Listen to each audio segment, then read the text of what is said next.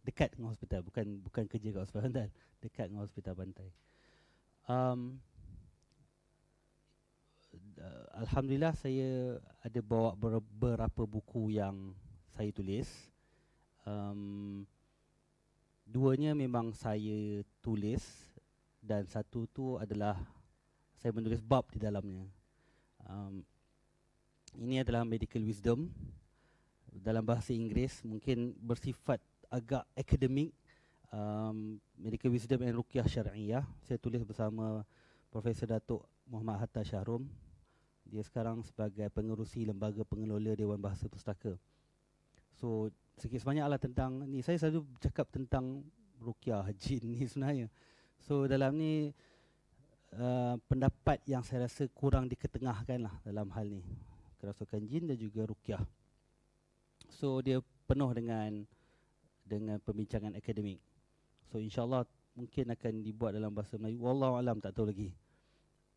Yang ini buku, memang buku solo saya, Depresi, Terpuruk Rasa Ingin Mati, tentang depression dan juga kemurungan di kalangan milenial, anak-anak muda, generasi muda, dan juga bagaimana konsep perubatan Islam tu disalahfahamkan. Yang ini yang terbaru lah, 25 kes, 25 penulis. Ini adalah penulis ni 25 orang. Ada 25 orang, ada 25 kes. Saya salah seorang lah daripada 25 ni. Semua ni adalah medical worker. Kebanyakan ini doctors, tapi ada juga staff nurse, farmasi dan juga pegawai perubatan, tak silapnya. Menariklah kes-kesnya. Bukan sebab kes saya, kes lain tu pun saya tak sangka menarik. Sebab saya ingatkan sebab dah jadi doktor, apalah sangat cerita doktor lagi kan. Tapi memang still saya yang dah berbelas tahun jadi doktor ni pun still captivating lah cerita-ceritanya.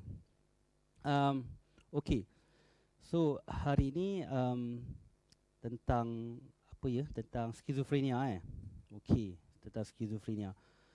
Adalah Salwa tulis apa dah dalam tu keganasan, dilusi apa semua. Saya akan kongsikan benda-benda yang penting lah insyaAllah tentang skizofrenia ni. Okay. Saya tak ada slides.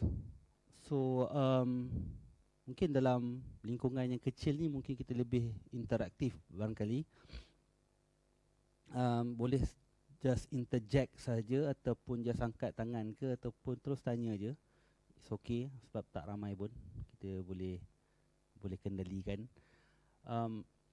So skizofrenia ni adalah salah satu penyakit mental yang utama, yang besar, yang severe, yang rumit, serius dan juga agak lazim lah, agak common. Right? So Englishnya adalah skizofrenia. So bahasa Melayu tu hanya transliteration je sahajalah. Ya. Payahlah sikit nak cari apa kata Melayu dia. So senang je kita tukarkan K, tukarkan F. So skizofrenia ni adalah penyakit yang serius. Saya bukan nak cerita sangat tentang skizofrenia tu. Saya nak bercerita yang lebih penting adalah simptom utama yang ada dalam skizofrenia tu. The main symptom yang ada, iaitu kita panggil psikosis. Simptom utama dalam skizofrenia, psikosis. Jargon-jargon ni kalau tak ingat pun tak apa. Sebab lepas ni saya akan bercakap tentang something yang mungkin lebih kita dekat di hati kita ataupun lebih kita selalu dengar. Sebab psikosis ni yang paling utama adalah psikosis dia ada halusinasi dan juga dilusi. Ini bila saya takrifkan halusinasi inilah baru kita boleh nampak ada kena-mengenanya dengan mungkin hidup kita, mungkin benda-benda yang kita baca ataupun alami ataupun saudara mara kita ke. Iaitu apa dia? Banyak pen, saya suka betul lah tempat ni. Okay. So So halusinasi ni tarik pula ke sini. Dia adalah apa sahaja sensation ataupun stimulasi panca indera, tapi stimulus tu tak ada. Macam ni kita mendengar suara-suara, tapi suara tu tak wujud pun di dalam dunia nyata. Duduk seorang bilik ni, kalau saya ada psikosis, na'udzubillah, kalau saya ada halusinasi, saya duduk dalam bilik ni, saya dengar suara. Walaupun tak ada orang, walaupun bunyi ni kedap, tempat ini kedap bunyi, saya dengar suara. Suara punca kat mana? Tak tahu. Tak ada stimulus. Itu maksudnya auditory hallucination. So, kita ada sensation of pendengaran, tetapi punca pendengaran tu tak nyata. Tak ada. Of course lah, secara zahir lah, secara logiknya tak ada. Kedua pula, contoh lain pula, senang je halusinasi ni, contoh-contoh dia ikut panca indera, senang je. Sebab lepas, yang kedua adalah, contoh yang kedua, bila saya duduk sorang-sorang dalam ni, tak ada orang, tapi saya nampak ada 2-3 orang tengah berbual-bual kat situ. Orang lain tak nampak saya siapa pun, saya je nampak. So, saya ada visual hallucination. Inilah gejala-gejala penampakan, nampak-nampak orang, nampak apa semua kan. Saya lari daripada frame. Lari daripada gambar. Okey kan? Salah? Okay. Dan yang seterusnya adalah, ini yang tak common sangat lah, tactile. Tactile ni rasa kat kulit. Tactile hallucination. Contoh yang paling ketara adalah bila kita rasa ada binatang merayap di tangan kita, di kulit kita, di kulit kita. Kita rasa ada serangga ataupun binatang ataupun semut merayap-rayap. Walhal tengok tak ada. Orang lain pun tengok tak ada. Kita sendiri pun tengok tak ada. Tapi kita rasa ada benda merayap. Beza dengan rasa semut-semut ni, semut-semut rasa kita macam kebas-kebas. Itu kebas. Itu sementara je. Yang ni tidak. Yang ni macam sentiasa ada. Ataupun berpanjangan. Beza dengan yang sekebas-kebas semut-semut tu. Bukan. Semut-semut tu kat sini je. Dia menjalar seluruh badan. Itu tactile hallucination. The rest adalah yang tak berapa nak common sangat. Macam olfactory. Bau. Common tak common tapi kita selalu dengar juga kan. Bau busuk tiba-tiba. Ni cerita Melayu suka lah. Cerita Melayu tak majalis kan. Bila senja je, saya dah ada bau. Sama ada bau wangi sangat ataupun busuk sangat kan. So, itu olfactory hallucination. Di mana sumber bau tu tak ada, tapi kita bau. So, ini halusinasi. Delusi ni pula, dia macam, it's a belief.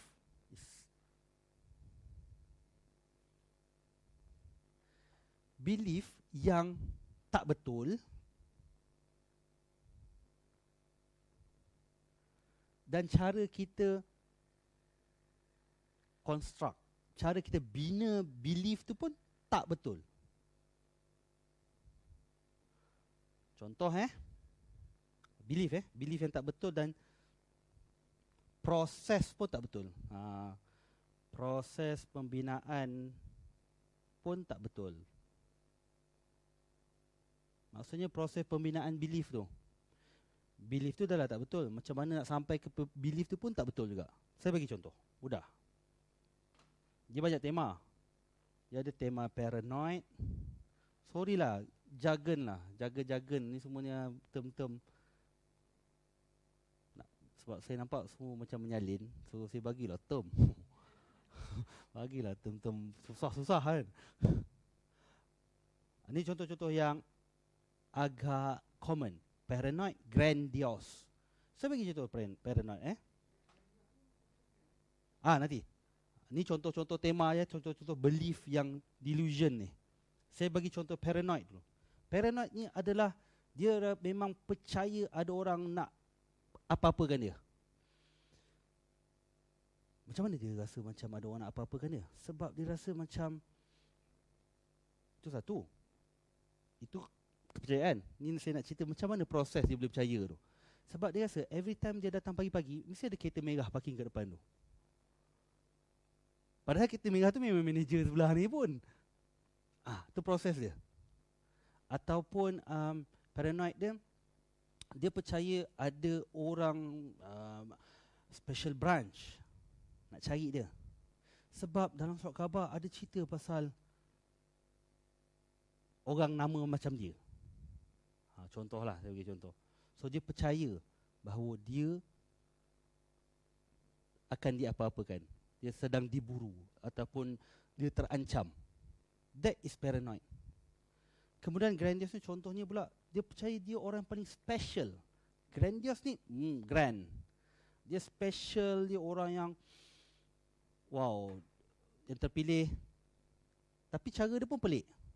Sebab apa cara terpilih? Sebab dia pernah dapat hadiah keychain daripada orang special. Padahal cousin dia pergi Bandung ke pergi mana-mana kan, beli keychain untuk dia. Tapi sebab kan dia dah sakit lah. Ni ceritanya orang ni sakit ni semuanya ni. Ni semua cerita orang sakit sebab kan, tapi dia attach a different meaning, a delusional meaning to that present of keychain tu, yang dia rasa dia special. So dia macam step by step kan. Psikosis ada dua yang utama, hallucination and delusion. Nak senang, hallucination is a perception, panca indera, berkenaan dengan panca indera. Nampak benda gaib, dengar benda gaib, bau benda gaib, rasa benda gaib. Delusion pula lebih kepada kepercayaan. Belief kita bahawa kita diburu, bahawa kita ni special, and so on. Inilah psikosis. Inilah psikosis yang paling utama lah. Okay. Saya nak cerita ke tak cerita tu pun serba salah, sebab ada contoh lain juga psikosis ni. Sebab takut terconfuse pula kan. Kadang-kadang kalau dalam skizofrenia, dia ada psikosis dia panggil negative symptom. Ada jenis skizofrenia ni, dia ada negative symptoms, di mana psikosis jenis ini kita tak nampak dia punya halusinasi, kita tak nampak dia punya delusi, sebab dia senyap. Dia tak ada motivation, dia tak bergerak, tapi muka dia membatu je. Even di kalangan kami pun pakar psikiatri, orang yang ada negative symptoms, kadang-kadang kita terconfuse dengan orang kemurungan. Sebab negative symptom is not kemurungan. Orang kemurungan pun orang kemurungan pun dia tak nak bergerak, dia tak ada motivasi, dia duduk diam, dia tak nak bergaul dengan orang. Tetapi orang kemurungan, dia boleh cakap dia sedih, dia hiba. Kita nampak perwatakan dia tu sedih. Muka sedih. Negative symptom tidak, muka batu, blunted. Itu. Well, saya tak pasti. Mungkin ada jenis orang dia observant, ada jenis manusia di kalangan tuan-tuan perempuan mungkin yang jenis observant dia boleh bezakan. Tapi of course lah di kalangan psikiatri memang kita orang dilatih untuk observe dan beza-bezakan. Saya cuma boleh bagi tahulah. Tak tunjuk contoh pun tak ada pula skizofrenia kat sini kan. Dan skizofrenia pun tak semua yang macam ini. Sebab saya nak bagi contoh psikosis yang lain ni. Negative symptom skizofrenia ni, muka dia muka toya lah, muka batu, muka range dia punya ni, riak muka dia tak ada feeling. Maintain. Dia maintain. Tak ada riak muka, betul lah. Senang cerita tak ada riak muka. Itu salah satu ciri-cirinya tiada riak muka. Oh, definitely no lah. Siap-siap kalau ada orang mati depan dia pun dia macam juga. Okay. So this is negative symptom. Ada contoh lain, this is rare lah. Saya sebab special kan datang sini kan. Special datang sini. This is rare, katatonia. Dah kurang dah wujud, dah kurang sangat lah. In fact sebenarnya saya pun last jumpa katatonia ni many years ago. Katatonia punya jenis ni adalah dia pergerakan dia, kalau buka buku psikiatri yang lama kan, dia jenis dia punya motor movement dia dah keras. Kadang-kadang ada orang boleh berdiri macam ni lama. Dia punya psikosis itu teruk sangat, dah involve dia punya motor. Dan dia keras macam tu je. Tapi kita boleh lentur kan? Lurus macam ni. Kalau kita angkat tangan dia macam ni, dia stay. Tak penting lah kata dunia ni. Kalau saya pun jangan jumpa, public lagi lah jangan jumpa kan. Sebab kenapa dah kurang kata dunia ni? Sebab rawatan dah semakin baik. Sebab kata dunia ni selalu berlaku bila skizofrenia ni tak dirawat, berpanjangan, dia jadi macam ni lah. Okey, cukuplah situ. Ya, silakan.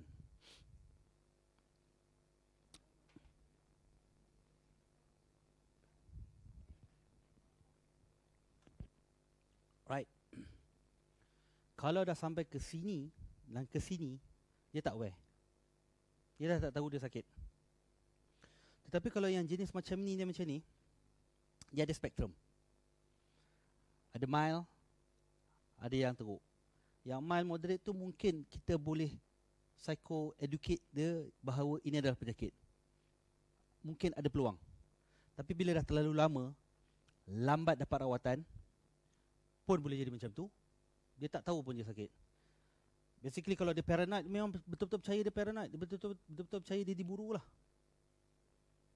Ini yang saya akan cerita sedikit. Bila berkait dengan dadah ataupun tak dapat dengan rawatan, dia boleh bertindak agresif. Paranoid ni. Selalunya orang paranoid ni, bila ada simptom psikosis ni, kenapa dia jadi ganas, agresif? Just because of paranoid. Dia nak protect diri dia. Dia rasa you all ni semua ni ancaman. Ingat tau, berbeza tau. Orang skizofrenia, dia agresif. Kalau dia agresif pun, bukan sebab dia nak serang you. Bukan dia punya ultimate primary motivation, primary motive dia nak serang you. Tidak. Dia nak protect diri dia. Dia paranoid. Dia rasa you yang ancaman sebenarnya bagi dia. Walaupun you nampak macam nak tolong ke, ataupun you innocently lalu depan dia. Innocently ada dalam rumah, let's say saudara mara dia kan. Tapi kalau dia agresif because of paranoid ni uncontrolled, tak dirawat. Kejap lagi saya akan cerita berkaitan dengan ubat, berkaitan dengan dadah pula. Okay, so itulah pengenalan psikosis. So again saya cakap, walaupun tajuk skizofrenia, tapi bincang psikosis ni lebih luas. Kenapa saya tak nak sibuk sangat skizofrenia? Because skizofrenia ni 1% of population. Up to you lah, depends lah. You rasa banyak ke tak banyak? Macam tak sangat lah kan. Dalam 100 orang ada seorang lah kemungkinan skizofrenia. Compared to macam depression, depends lah, tengok apa punya research, study, 3 to 10%. Kalau macam kemurungan lah. Yang menariknya 1% ni macam dia agak steady all across the globe. Maknanya different population pun, different bangsa, different negara, 1% dia punya percentage. Menarik kan?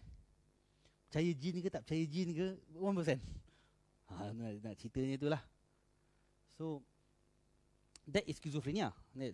So yang penting at least lah untuk slide ni sebelum saya padam, you boleh bezakan schizophrenia dengan psikosis. Skizofrenia is a diagnosis, is penyakit. Psikosis ni simptom. Okay, ni penyakit. Skizofrenia penyakit.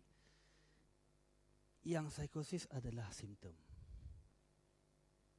Okay, mungkin saya tak padam dulu yang bawah ni dulu. So, kita try tulis yang lain. Alright. Bukan sekadar skizofrenia sahaja yang ada psikosis. Bila orang start dengar suara ataupun start ada paranoid, takut-takut, tak percaya orang, berkurung dalam rumah, first thing kena make sure Dia ambil dadah ke tak sebenarnya ni? Yang ni sebenarnya paling common. Ambil ais, especially ais. Ais is syabu, amfetamin, methamphetamine, ecstasy. So betul lah, amfetamin tu adik-beradik lah tu. In fact sebenarnya amfetamin ni memang dikaji mimik, dia menyerupai skizofrenia, simptom dia tu. So drugs, selalunya pesakit yang muda-muda lah especially kan, bila ada simptom-simptom paranoid, halusinasi, memang bila test air kencing, dia ada ais, amfetamin. So number 2 paling common adalah depression. Ni depression yang severe lah. Depression yang severe with psychosis. Ini jenis kemurungan, kalau kita biarkan ni, kemurungan either dia terpuruk rasa ingin mati, dia nak suicide, ataupun dia dapat psikosis. Orang kemurungan ni, depression. So depression can probably suicide ataupun dapat psikosis. So, macam saya tunjuk tadi, depression kan 3 to 10% kan. So lagi common lah. So in fact sebenarnya psikosis ni lagi common kalau orang tu ada, lagi common among depression. Ya, nombor 3 probably skizofrenia lah.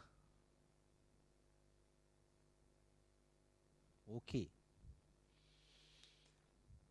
Now, saya sentuh dalam point kan, ada keganasan ke apa kan. Bila sebut tentang violence, keganasan,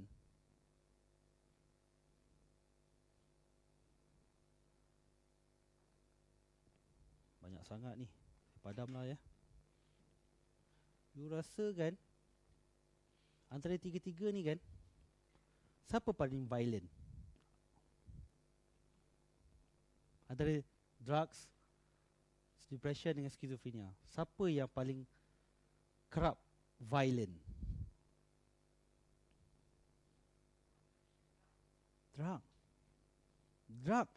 Drug yang menyebabkan orang selalu jadi violent. Bukan ini.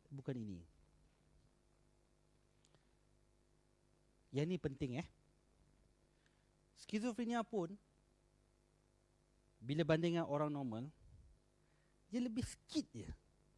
I'm talking about kalau dia tak dapat rawatan tau. Skizofrenia tanpa rawatan sikit je lebih daripada orang normal untuk kecenderungan dia dapat violent, untuk kecenderungan dia berlaku violent. Lebih sikit je. Tapi kalau dia dapat rawatan, kecenderungan dia nak berlaku violent is almost the same macam orang normal. Kalau orang tu skizofrenia ada diagnosis, tapi dia makan ubat, dia regularly makan ubat, actually sama je mana dengan kita pun. Kita ada tendency violent kat sebenarnya tau. Kita ni memang ada tendency. If you put people to the corner in desperate, dia boleh buat jadi violent. So begitu juga skizofrenia under treatment. Tapi kalau skizofrenia ni with skizofrenia ni campur pula ambil dadah, tak silap saya dia 18 kali tendensi dia untuk laku ganas. 18 kali daripada normal population. Campur dadah. Sebab agak common juga bila ini yang penting ni. Kenapa saya kaitkan skizofrenia dengan dadah? Quite common juga skizofrenia ni ambil dadah. Why? Because skizofrenia bila dia tak dapat rawatan dekat hospital, dia desperate. Dia akan self coping. Dia start dengan isap rokok, tak ada apa-apa lah mungkin, kesihatan fizikal lah masalah. Tapi kadang-kadang dia start ambil ganja, dia start ambil ais untuk just feel high, untuk lupa. Sebab orang skizofrenia dia merana. Sebab dia merana because of hallucination tu. Merana because of paranoid. Hari-hari hidup dalam ketakutan. So, kalau masyarakat masih ada stigma dengan psikiatri, kau janganlah jumpa psikiatri, kau bukan gila. Example, dia malu nak jumpa doktor psikiatri, lambat laun dia akan self-medicate dia diri sendiri dengan cara ambil-ambil dadah ni semua. Tapi masyarakat tak tahu bila skizofrenia ambil dadah, 18 kali tendensi dia untuk jadi lebih ganas. Tang ni yang penting ni. Skizofrenia ambil rawatan, tendensi untuk violence almost the same like us. Tapi kalau dia tak ambil rawatan, satu dia a bit more tendensi untuk ganas, dan tendensi untuk ambil dadah kalau dia tak dapat rawatan. So begitulah violence dan psikosis. Okay, so far complicated ke? Tak, okay. Patutnya bawa student saya ni. Kakak-kakak, abang-abang ni pun tak rasa complicated. Dia orang pula rasa susah. Dia orang sebab ada slide tu agak nak macam, uish, hebatnya. Ni sebab lukis-lukis tangan ni macam simple pula kan. Mungkin tak ada exam. Yang ni tak ada exam kan. Kan ada exam pula. Okay, saya padam ni violence selesai Okay. Ya, saya.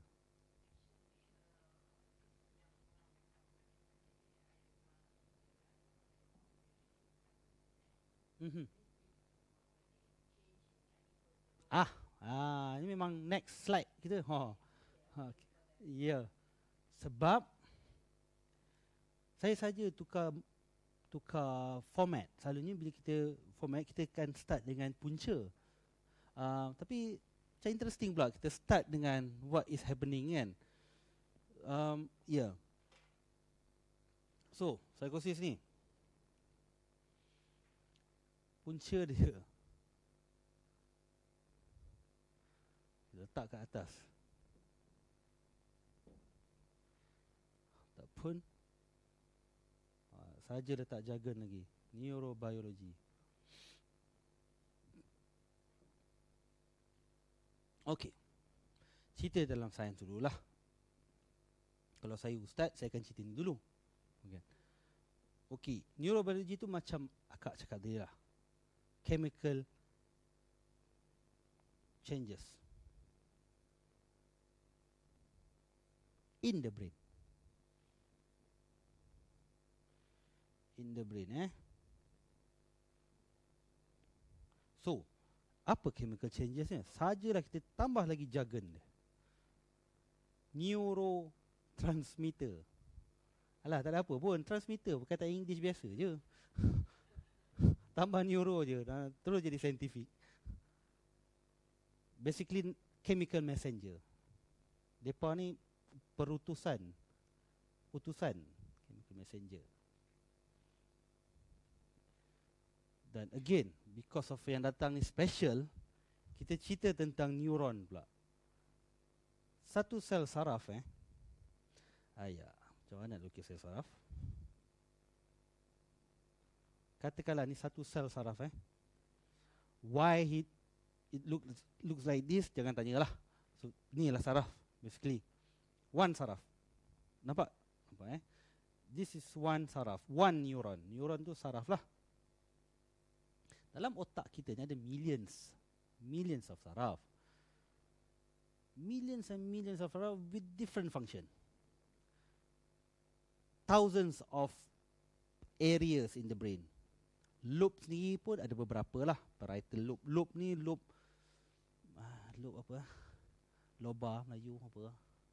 Dia region lah. Loop kecil dan dia dekatkan. So by the way, semua tu kalau kita pergi ke mikroskop, kita tengok dia ada millions of saraf. Different function. Different type. Different rupa sikit-sikit. But basically, saraf ni, dia macam wire tapi tak macam wire. Sebab tu kita selalu dengar dalam saraf ni ada elektrik kan. Elektrik.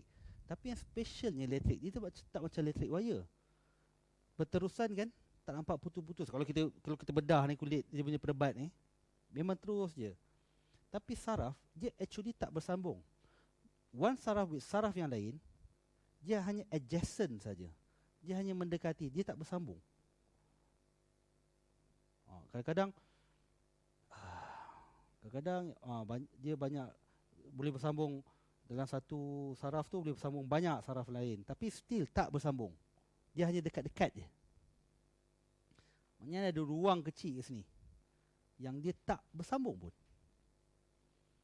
So, macam mana electric impulse nak bergerak kalau dia tak bersambung? Inilah tugasnya chemical messenger. Dalam setiap neuron ni ada banyak chemical messenger. Bila elektrik lalu, chemical messenger ni lompat keluar. Dia stimulate the next messenger, the next neuron. Chemical messenger dalam ni pun melompat keluar, stimulate the next messenger. Macam itulah. This is very very simplified punya penerangan. Dia adalah kadang-kadang di inhibit, kadang-kadang di activate. Saya pun terpaksa buka buku sebenarnya kalau nak cerita. But anyway, basically begitulah. Yang penting nak cakap, neuron tak bersambung. Neuron hanya berdekatan dengan satu sama lain dan dia bergantung kepada neurotransmitter ni untuk berhubungan. Dalam mental illness dan dalam hal ni psikosis, chemical messenger ni problem lah kat sini. So berlakulah miscommunication, communication breakdown dalam saraf. Okay. Dan saraf yang kita cakap ni adalah di lobe, certain lobe saja. Kita bukan cakap kat semua lobe. Tu dalam saraf ni millions. Neurochemical messenger pun thousands, macam-macam jenis. So berlakulah chemical messenger yang huru-hara ni, yang kita panggil dopamin. Pakai pen lain lah.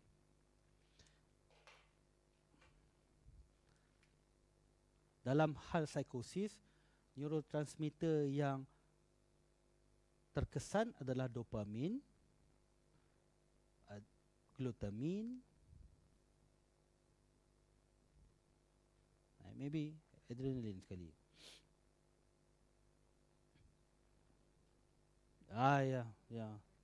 Ni neurotransmitter ni. Yang paling selalu orang sebut dopamin lah untuk psikosis . Kalau kita cerita pasal depression, yang banyak orang sebut adalah serotonin, pun neurotransmitter juga. Ini dalam depression, anxiety, ini yang selalu disebut adrenaline. Ini yang selalu disebut untuk anxiety dan depression. Tapi kalau untuk psikosis, basically dopamin and sometimes glutamin and adrenaline. Itu neurotransmitter. Bahagian dalam otak, saya tak bawa pula otak kat sini. Otak patunglah kan. Sebab kat sini temporal lobe ni selalunya berlaku the chemical changes of dopamine ni di temporal lobe. Itu yang berkaitan dengan halusinasi and delusi tu. So this is the explanation why we have hallucination. Kenapa kita dengar suara? Kenapa kita penampakan? Kenapa kita nampak lembaga? Because of this, the imbalance of chemical transmitter, chemical messengers in the brain. Right.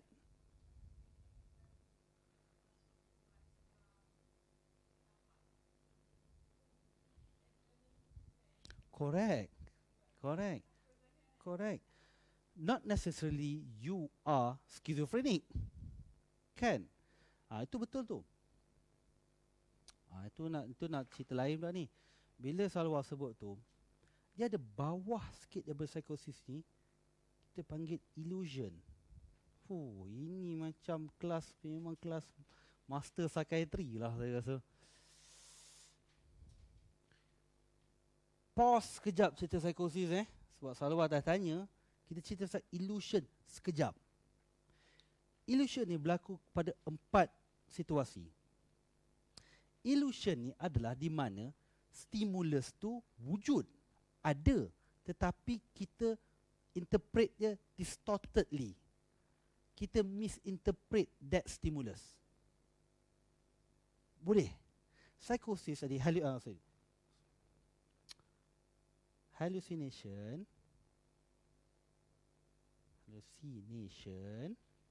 is a type of psychosis kan.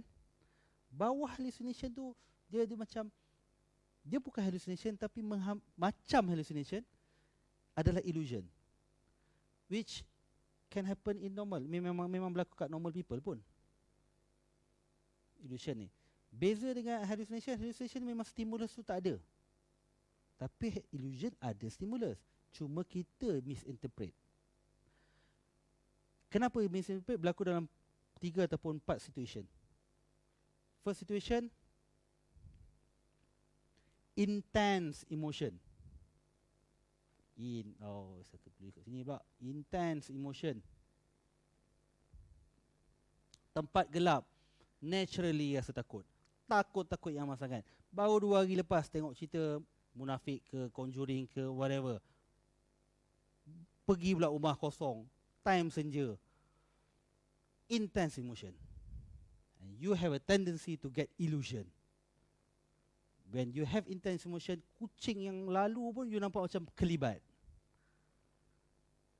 Pokok yang macam kan. Intense emotion. Nombor 2, reduce consciousness. Cakap orang putih je semua ni. Tapi IDT pun orang putih. Reduce consciousness, boleh faham lah. Dia punya tahap kesedaran dia rendah. Contohnya mengantuk. You are driving early in the morning, ataupun macam doktor lah, post call. Dah 32 jam bekerja, tak tidur. Balik kerja, lalu pula area-area Sungai Busu ke apa kan. Nampak macam ada lembaga putih melambai-lambai. Rupanya adalah banting pilihan raya yang lepas tak cabut lagi. Reduce concentration. Padahal memang ada stimulus, which is the banting. You nampak banting tu, tapi you misinterpret sebagai orang.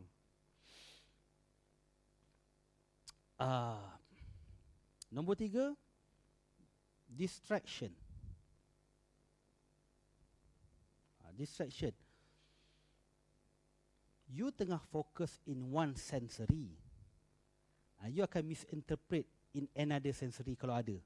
Contoh, you tengah baca novel yang memang best lah ni. Best lah. Haruki Murakami ke, Hamka ke kan. Tengah best ni. Tiba-tiba dengar suara mak you. And then, you rasa mak you panggil Zainuddin. Zainuddin siapa? Tenggelamnya kapal Van der Wijk. Watak Zainuddin dalam novel Hamka tu.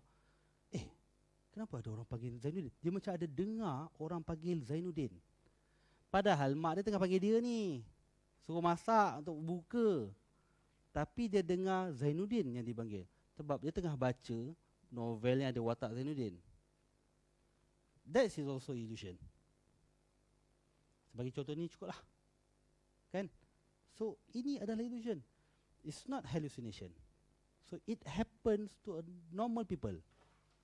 Yang selalu berlaku adalah intense emotion lah selalunya. Sebab kita telah dimomok-momokkan kan? Dengan ketakutan. So, good question sebenarnya. Sebab memang plannya pun nak bezakan sebenarnya dengan illusion ni. So, back to psychosis. Chemical changes selesai boleh lah So, good question. Yang paling confirm, drugs lah. Okay. Drugs, macam saya sebut tadi, psikosis yang paling common sekali because of drugs. So, drugs ni memang directly, ambil ais, dia akan impact the neurotransmitter, kasih kacau. Okay, tapi kenapa, macam mana pula orang skizofrenia boleh dapat chemical changes ni? Yang ini masih lagi kita boleh bagi intelligent guess based on kajian-kajian social dan juga psikologi. Which means, bila kita tengok skizofrenia for example, kebanyakan orang skizofrenia, dia ada trauma-trauma tertentu. Dia ada masalah emosi juga tertentu, ataupun dia punya pembesaran dia tak bagus. So kita assume because of that social situation menyebabkan chemical changes berlaku. Okay. Dadah. Dan juga kadang-kadang skizofrenia orang kaitkan bila dia kanak-kanak, bila dia baby, bila dia being delivered, dilahirkan, ada trauma ketika deliver. Contoh-contoh trauma tu kadang-kadang kita tak perasan. Prolonged birth, prolonged labour, ataupun labor ataupun cord round neck, kan, asphyxiation, ataupun spend a few days in an ICU. Sometimes orang kaitkan juga boleh dapat skizofrenia. Because a certain dia retrospektif tau. Dia bukannya kaji semua orang yang masuk NICU later on dapat skizofrenia ke tak. Tak, dia terbalik. Orang kaji dalam 100 orang skizofrenia, kita tengok dia punya birth history dia. Quite a number yang ada birth trauma. So tapi dia delay lah, after certain years, after brain dah mature, barulah nampak dia punya dopamine changes tu. Baru dah nampak kesan dopamine changes tu. Because we're talking about schizophrenia, kan? Schizophrenia ni memang selalunya start ada schizophrenia umur remaja ataupun awal dewasa. Around 15 to 25. That is the common age untuk start schizophrenia. Okay? Schizophrenia itulah umurnya. Dan umur itu jugalah yang paling banyak stres. Betul? Remaja, kita ada rites of passage, kita ada macam-macam perubahan, sekolah, kawan, and of course perempuan lelaki sekali lah kot, hormonal, kan. And ketika itu jugalah kadang breakdown of families. Lalu family breakdown ni pun ketika mak ayah umur 40 lebih, anak tu dah remaja. So itu yang kita boleh inferkan lah. Sebab kebanyakan skizofrenia ada ciri-ciri itu. Tapi secara direct ni memang drugs lah. Memang drugs. So bila ambil drugs ni tak kira umur dah lah. Kalau you normal, ambil sekarang, ambil amfetamin, ada possible highly likely dapat psikosis lah.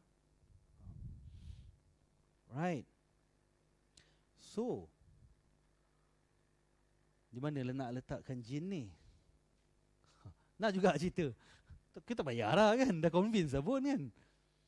Tapi you might be convinced, but others yang kat luar sana still tak convinced.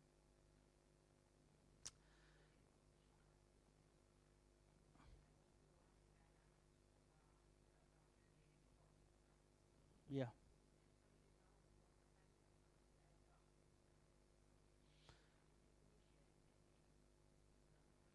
Itulah.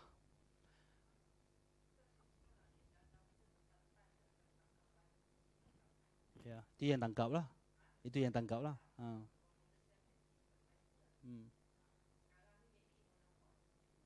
Correct. Ya, betul. Ya. And kalau very young brain ambil dadah, for example very early age start ambil ganja, lambat laun the brain can change becoming schizophrenia juga. Ya, bukan sekadar drug saya sebut tu menyebabkan psikosis, tapi kalau keep on taking the drugs, lama-lama dia dah permanently jadi schizophrenia. Kalau many years ambil ganja, this proven, many years ambil ganja, dia akan jadi schizophrenia. Ini yang kita criticize. Kan sekarang ada gerakan untuk bawa ganja, marijuana, medical marijuana. So the issue is, ini probably public kadang-kadang tak tahu.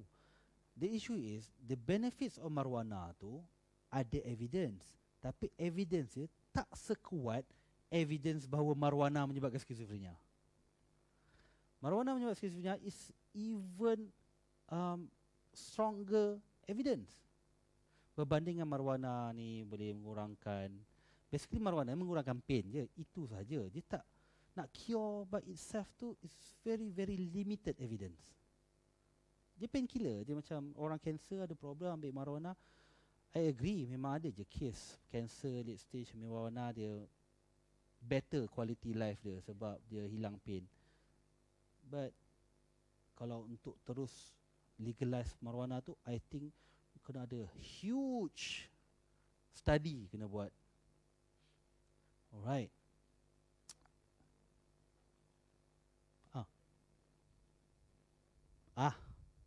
Personality disorder personality disorder. Okay. Tidak. Personality tu lain. Personality tu yang ni dia memang clear cut, dengar suara ataupun dia paranoid. Dengar suara ataupun nampak makhluk gaib ataupun rasa-rasa benda merayap. Personality disorder lain. Personality disorder ni macam daripada umur 16 dia begitulah. Kalau dia jenis orang penting diri, daripada muda sampai habis lah penting diri. Itu personality. Personality ni nak tengok dia tak normal tu susah. Susah kita nak cakap dia tak normal. So kalau dengar suara ni, dia totally different lah. Psychosis yang personality tu.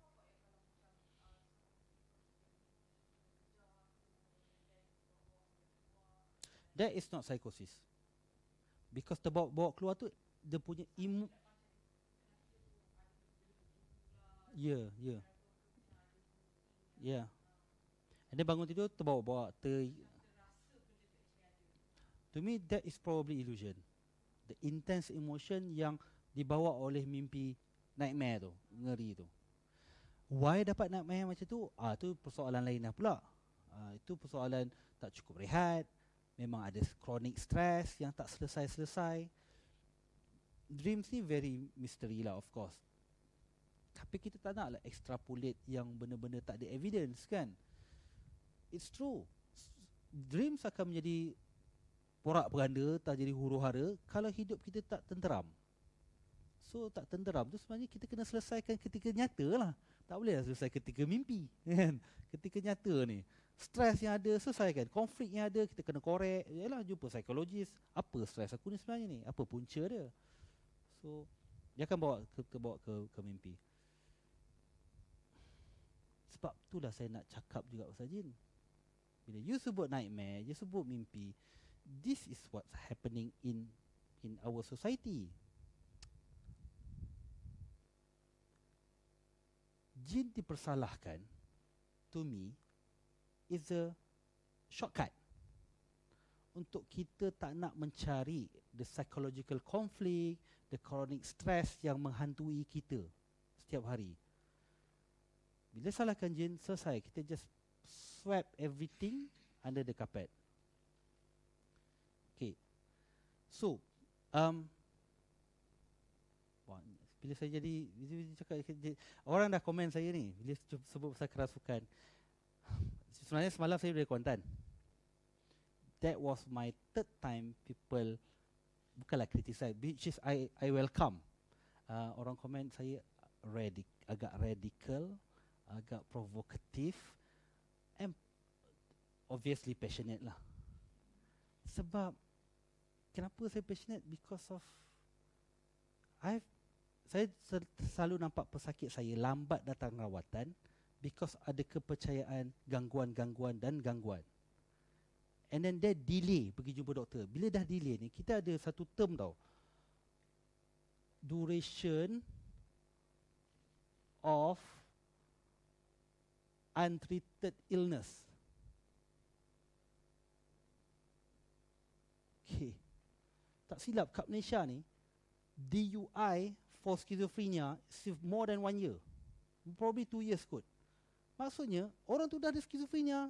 Ini average kat Malaysia. Dah 2 years dia ada schizophrenia, baru datang jumpa doktor. Duration untreated illness ni, to me, dalam masyarakat, at least masyarakat Melayu Muslim, Malaysia Muslim, jin salah. Saya rasa jin isu dia. Sebab tu saya terlalu passionate dalam hal ni, because satu, saya gaji, which is here lah. So bila banyak sangat benda information nak kasih, so bila banyak sangat information tu yang jadi macam overwhelming, and I pun overwhelmed kan. So bila nak sebut tentang gangguan ni, actually I suka guna dalil agama. Dalil agama, sebab kita percaya jin ni because of dalil agama, not because of science.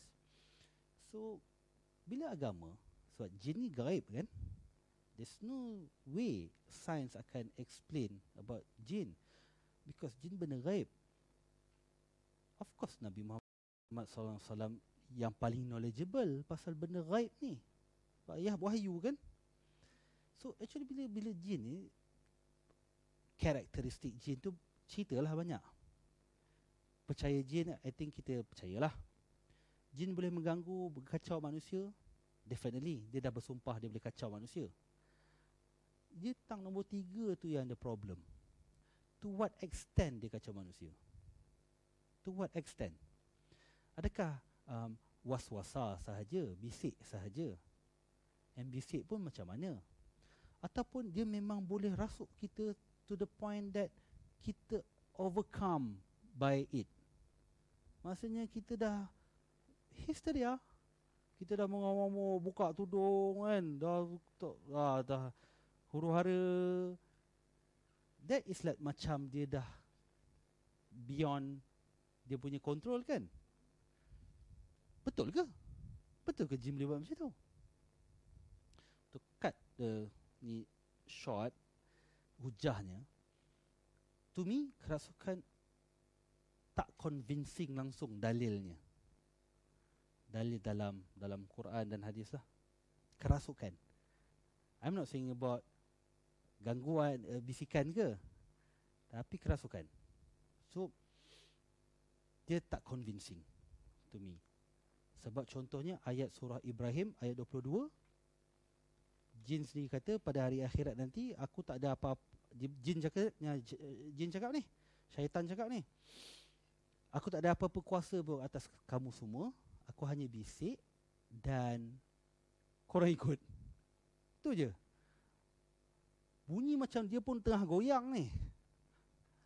Dia macam nak berlepas tangan ni. Korang aku tak ada apa pun. Aku bisik je, korang yang ikut. Siapa suruh? So in fact sebenarnya saya bukannya nak mentakwil hadis ni sendiri, tapi Fakulti Ar-Razi sendiri menggunakan ni ulama medieval punya scholar Sunni, menggunakan ayat ni sebagai dalil mengatakan kerasukan is not possible. It's not possible. Alright. Cukuplah dalil tu. Banyak lagi dalil-dalil yang lain lah sebenarnya yang sound almost the same. Wa ma kana li alaikum bil sultan. Maksudnya sebenarnya aku tak ada ke atas kamu apa-apa kuasa pun. Kata-kata jin. Ada few lagi occasion dalam Quran cakap macam benda yang sama. So kerasukan. Tapi bila gangguan-gangguan ni pula, so possible lah, walaupun bukannya kerasukan, adakah boleh dia membisikkan suara-suara? Tu persoalan pula. Okey, doktor kata kerasukan tak ada. Okey. Tapi macam hallucination ni boleh jadi tak itu suara-suara jin juga? Okey. Jawapan saya begini. Hadis sahih banyak dah cakap. Baca 3 kul pagi, 3 kul petang, baca bismillahirrahmanirrahim la yadurru ma'asmihi syai'un fil ardi wala fis samai wa huwas samiul alim 3 kali pagi, 3 kali petang, jin tak ada. Jin hilang. Bacalah. Kalau kita Muslim, kita percaya pada hadis ni dan kita baca, kita percaya tak? Kita patut percaya tak kalau kita baca benda ni jin tu akan lari? Tapi doktor, saya dengar suara halusinasi lagi. So that is not jin lah. That is the neurobiological thing lah. So mungkin you akan tanya, so doktor percayalah jin boleh menyebabkan hallucination? Sebab saya tak boleh nak proof or disprove. Again, saya hanya boleh gunakan dalil-dalil nakli ni, dalil wahyu ni saja. Sebab whatever about jin, kita kena guna dalil. So dalam dalil tak ada pula sebut tentang halusah ni, tentang hallucination ni, dengar suara ni. So tak boleh nak pula cari kat mana jin menyebabkan hallucination. Dalil tak cakap. Tapi dia just cakap jin boleh ganggu lah. Kalau lah ya pun dia ganggu kita dengan hallucination, to me we have We all have the most ampuh weapon yang ada, and simple ones. 3 kul, Bismillahirrahmanirrahim, among others lah, ayat kursi and so on. And you don't even need to be hafiz pun dalam hal ni. So I guess that's like fitting in the concept of Islam is the most, orang kata, paling senang dan paling logical punya agama. Relating to jin ni, even Islam pun yang paling relax sekali sebenarnya, kalau tengok betul-betul hadis dia. So my last point regarding this jin, ini memang very short version cerita pasal jin lah. Sebab I think IDT pun dah bosan lah saya cerita pasal ni. Semua nak kaitkan. Last point saya, apa saja yang you nampak sekarang ni, you have to ask yourself, kepercayaan jin, ketaksuban kepada jin tak jin ni, is it dari agama ataupun daripada culture? We have to ask ourselves. And mostly datang daripada culture. Culture turun-temurun dan kita pun terikut-ikut. Sihir. Okay, good point. Kerasukan, sihir, kena discuss ni two different thing. Sihir ni benda-benda yang memang yang pelik-pelik lah kan, yang pelik-pelik. Even saya akan menggunakan konsep yang sama juga. Kalau baca 3 kul, sihir basically konsepnya, dia punya takrifan adalah persekongkolan ataupun the JV, joint venture manusia dan syaitan ni untuk merosakkan manusia lain. Dia JV dua-dua. Syaitan, okay, saya patah dia definisi. Apa beza jin dengan syaitan? Anyone? Jin dengan syaitan. Okay, jin is species. Just like kita ada human species, malaikat species, jin species, animal species. Species ni maksudnya category of makhluk lah. It's all makhluk. Yang ni pun konsep yang saya share dengan Jeffrey jugalah. Syaitan is not a species. Syaitan is concept. Is an evil concept. That's why dalam Quran kita ada ayat jin syaitan, jin manusia, betul lah, jin syaitan dan manusia syaitan. So jin dan manusia dua-dua boleh jadi syaitan. It's an evil concept. In fact sebenarnya Syekh Hamzah Yusof kata orang-orang yang psikopat, sociopath ni ada pembunuh bersiri, perogol bersiri, macam Ted Bundy, macam apa lagi ya kalau tengok Crime Network tu kan, adalah contoh manusia syaitan, dia kata. So very evil, very evil. So syaitan is a concept. That's our understanding lah. So bila saya sebut jin syaitan ni, saya masukkan jin yang jahat lah. Okay. Where was I? Kat mana tadi ya? Jin syaitan. Sihir. Okay. So sihir tu adalah jin dan manusia, basically dua-dua syaitan bergabung untuk merosakkan manusia lain. Merosakkan manusia lain ni, dia tak kata mesti rosak tu maksud kerasukan, tak. Dia mungkin sakit berpanjangan ataupun dia ada masalah-masalah lain yang fizikal. Okay? Yang konon-kononnya kalau tengok perawat, pergi jumpa doktor, tak dapat cari punca dia. Saya tekankan konon-kononnya tak ada punca. Okay. Tapi saya menggunakan konsep yang again dalam Islam simple. Baca 3 kul, baca bismillahirrahmanirrahim, insya-Allah we are protected. InsyaAllah. Kalau ia ada pun, wallahu alam, itu ujian. Sebab yang paling berbahaya adalah bila kita terlalu obses dengan benda ni. Sampai kita terlalu obses, kita lupa bahawa Allah lah yang settlekan semua ni. Dan kita lupa bahawa dunia ni temporary, it's a process. Kalau ia pun you ada chronic disease, kalau ia pun lah you disihirkan orang lain, so what? So what? So jawab soalan puan tadi, sihir bukan kerasukan. Sihir tu konsep dia. Ni buat jahat pada orang ni.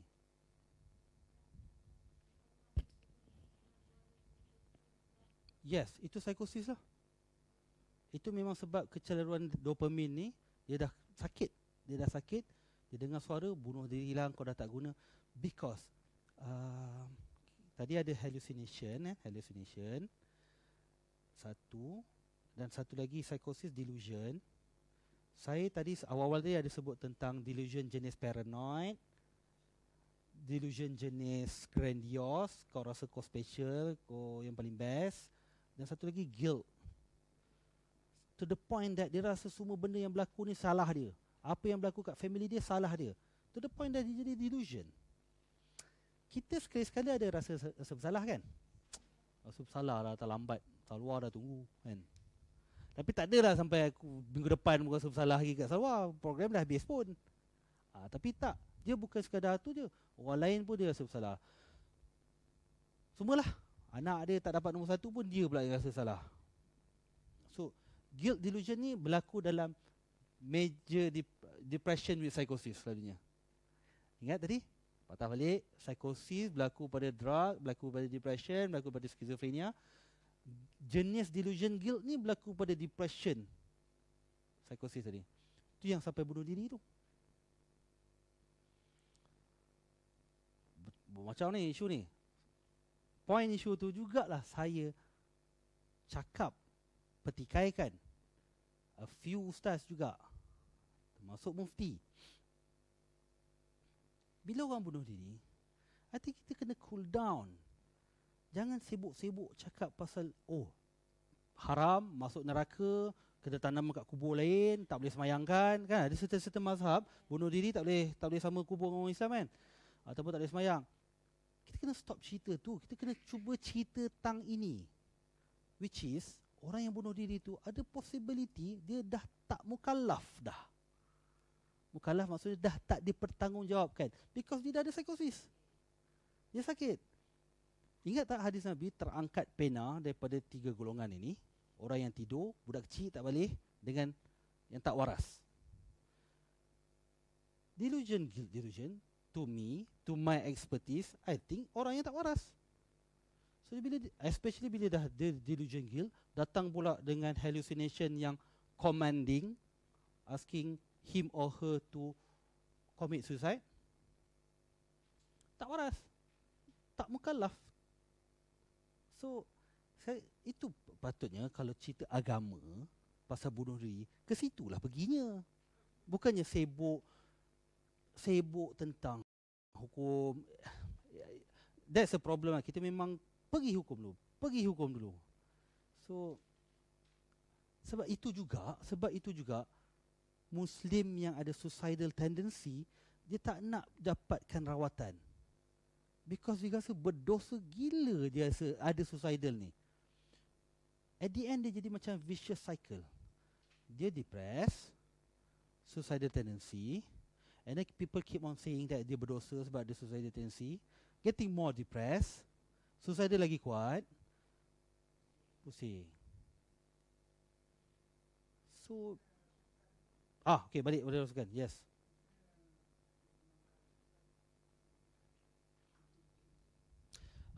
Okay, ini saya bawa pendapat yang memang kata kerasukan tak wujud. Okay, saya sendiri pun saya ada kawan-kawan dan ustaz-ustaz yang memang dah tak nak percaya lah kerasukan ni. Saya sendiri, sebab saya selalu engage dengan public, IDT ni okey ni. Kalau pergi masjid, kalau pergi saya tak boleh kata kerasukan tu tak wujud. Saya hanya boleh cakap kerasukan jin ni satu perkara khilaf. Saya kena turun sikit. Perkara khilaf di mana bila khilaf, relax, cari punca lain dulu, which is ini. Punca inilah paling jelas lagi daripada khilaf. Yang tu saya cuba bawa. That's why bila orang cakap, kadang ada perawat bagi contoh, pengalaman saya bila dia datang begini, bila kita bacakan dia pulih. Bila dia bacakan dia pulih. Satu tu cerita-cerita personal lah. Dan saya pun akan cerita saya lah kalau nak kan. Saya pun dengar-dengar suara datang begini, saya bagi ubat, pulih. Macam mana pula? So kesudahannya cerita lawan dengan cerita. Saya bagi contoh histeria lah. Histeria adalah contoh paling utama orang kaitkan dengan kerasukan. Dan in fact sebenarnya histeria pun, perkataan histeria ni dalam bidang psikiatri tak wujud. Perkataan histeria tak wujud pun. Bukalah dalam Wikipedia ada lah. Tapi psikiatri kita tak guna perkataan histeria lagi sebab dia terlalu mengelirukan. Mungkin pernah cerita, tak apa saya cerita lagi. Ni boleh padam Dia punya chemical messenger boleh tutup cerita. Kita kekalkan jin ni kat sini.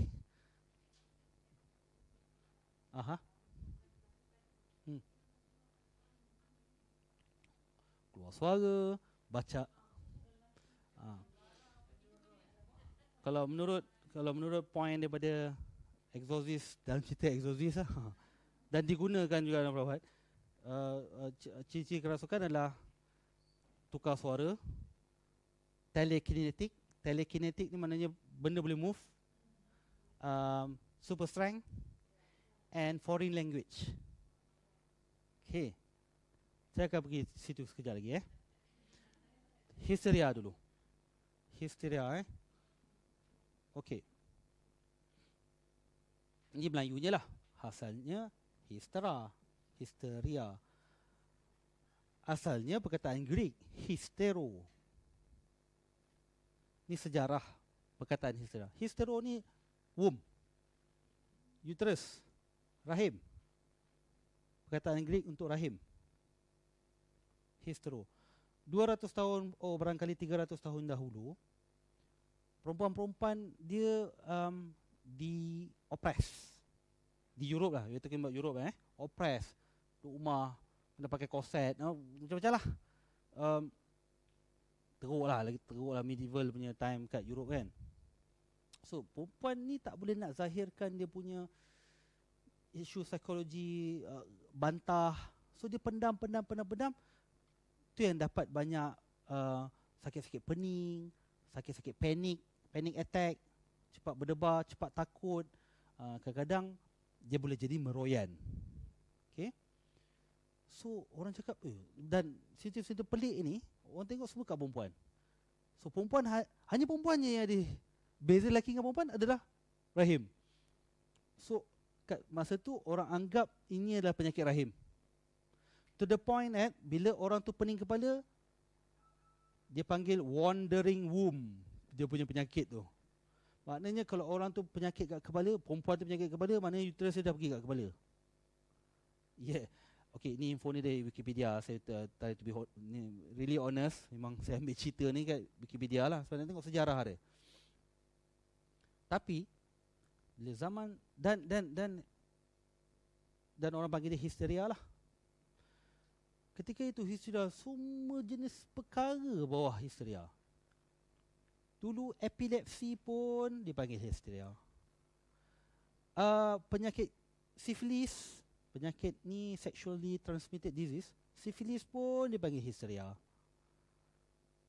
Tapi bila dah ada mesin elektro ni, mesin kaji gelombang otak, dah epilepsi bawa keluar.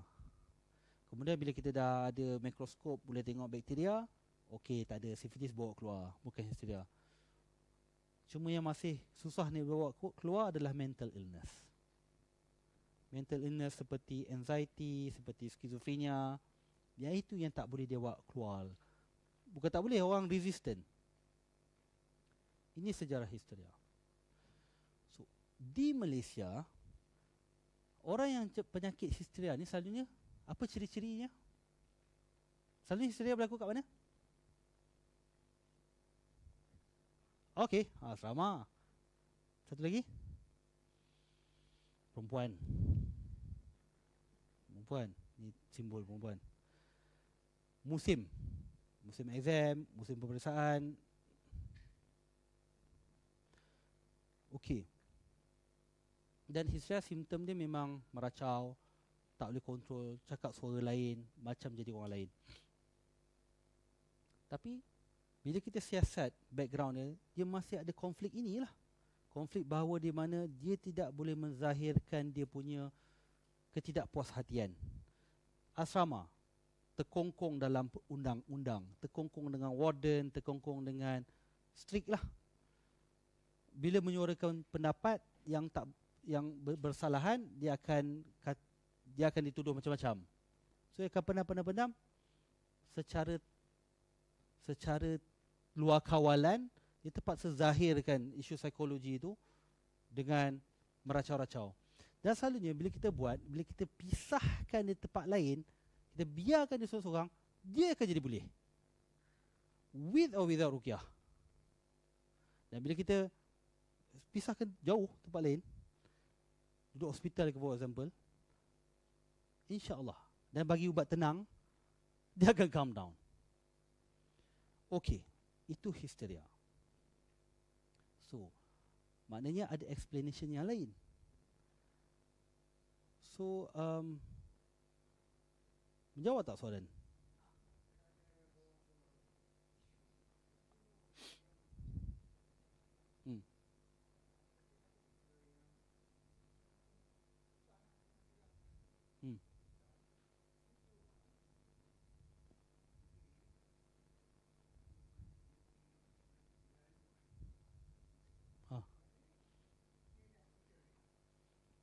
Berubah behavior.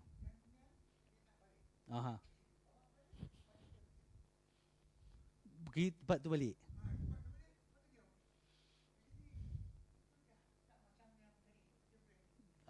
Ya.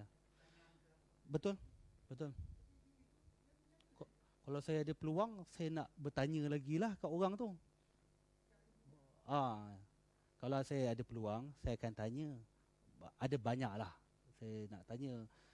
Contoh-contoh yang macam saya tanya mungkin trauma, abuse yang dia tak boleh nak cerita kat orang lain. Tak. Kadang-kadang itu kebetulan dia lalu tempat tu, tapi trauma tu dia dah ada lama. Ada lama.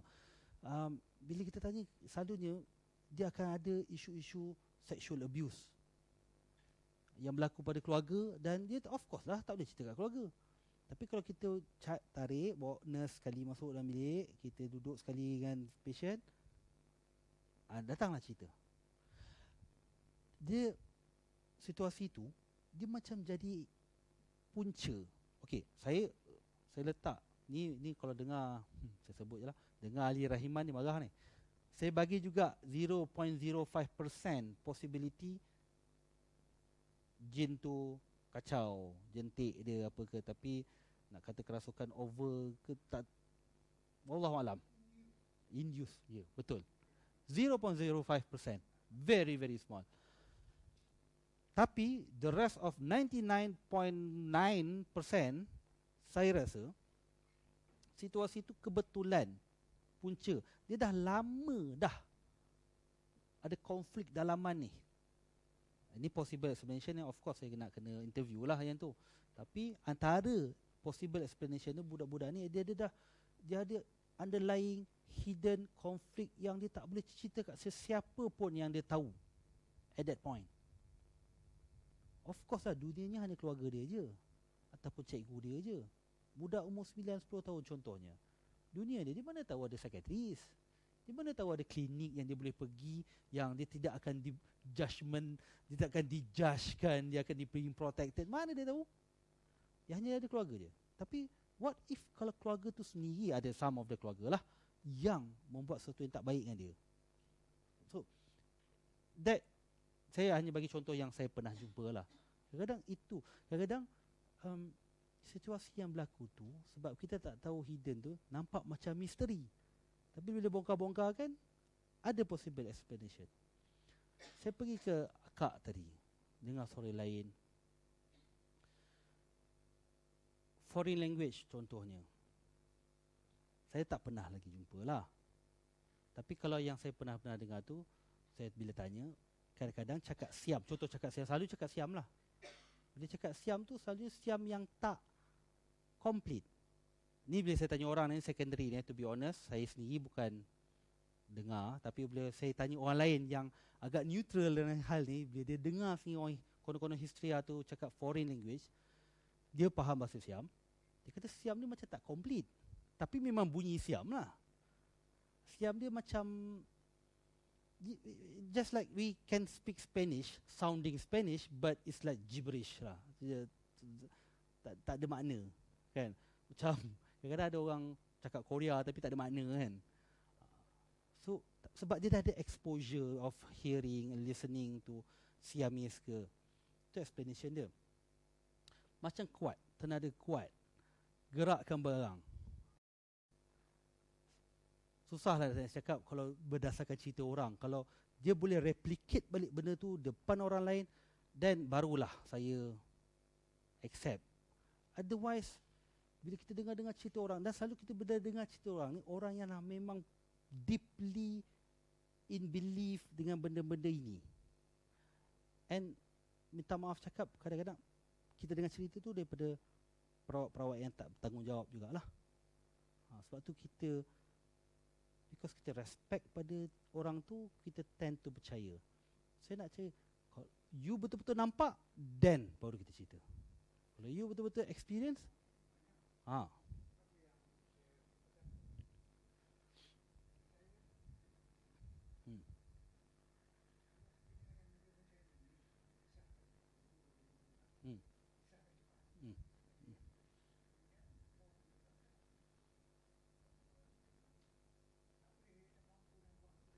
Okey.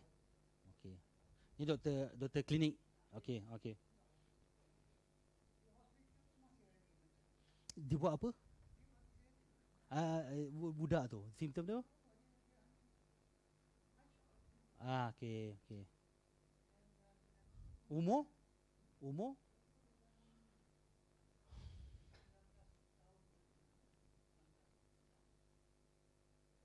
Okey.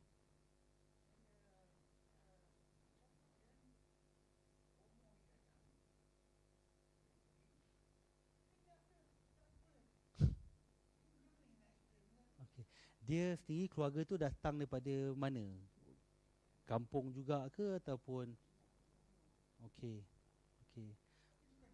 Okey. Ada lagi dalam keluarga tu juga? Dalam kampung tu juga? Dalam kampung tu juga? Okey.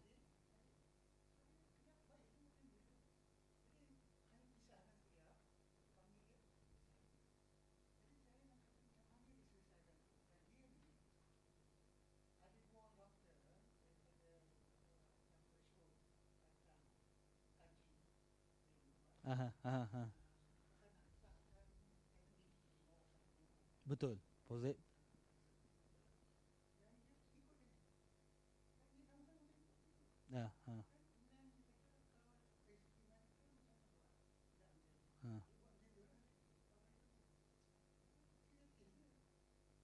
Lepas sedatif, bangun elok ke tak elok? Mengacau balik?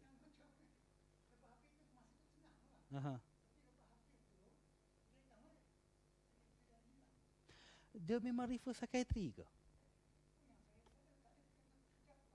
Ya. Ya.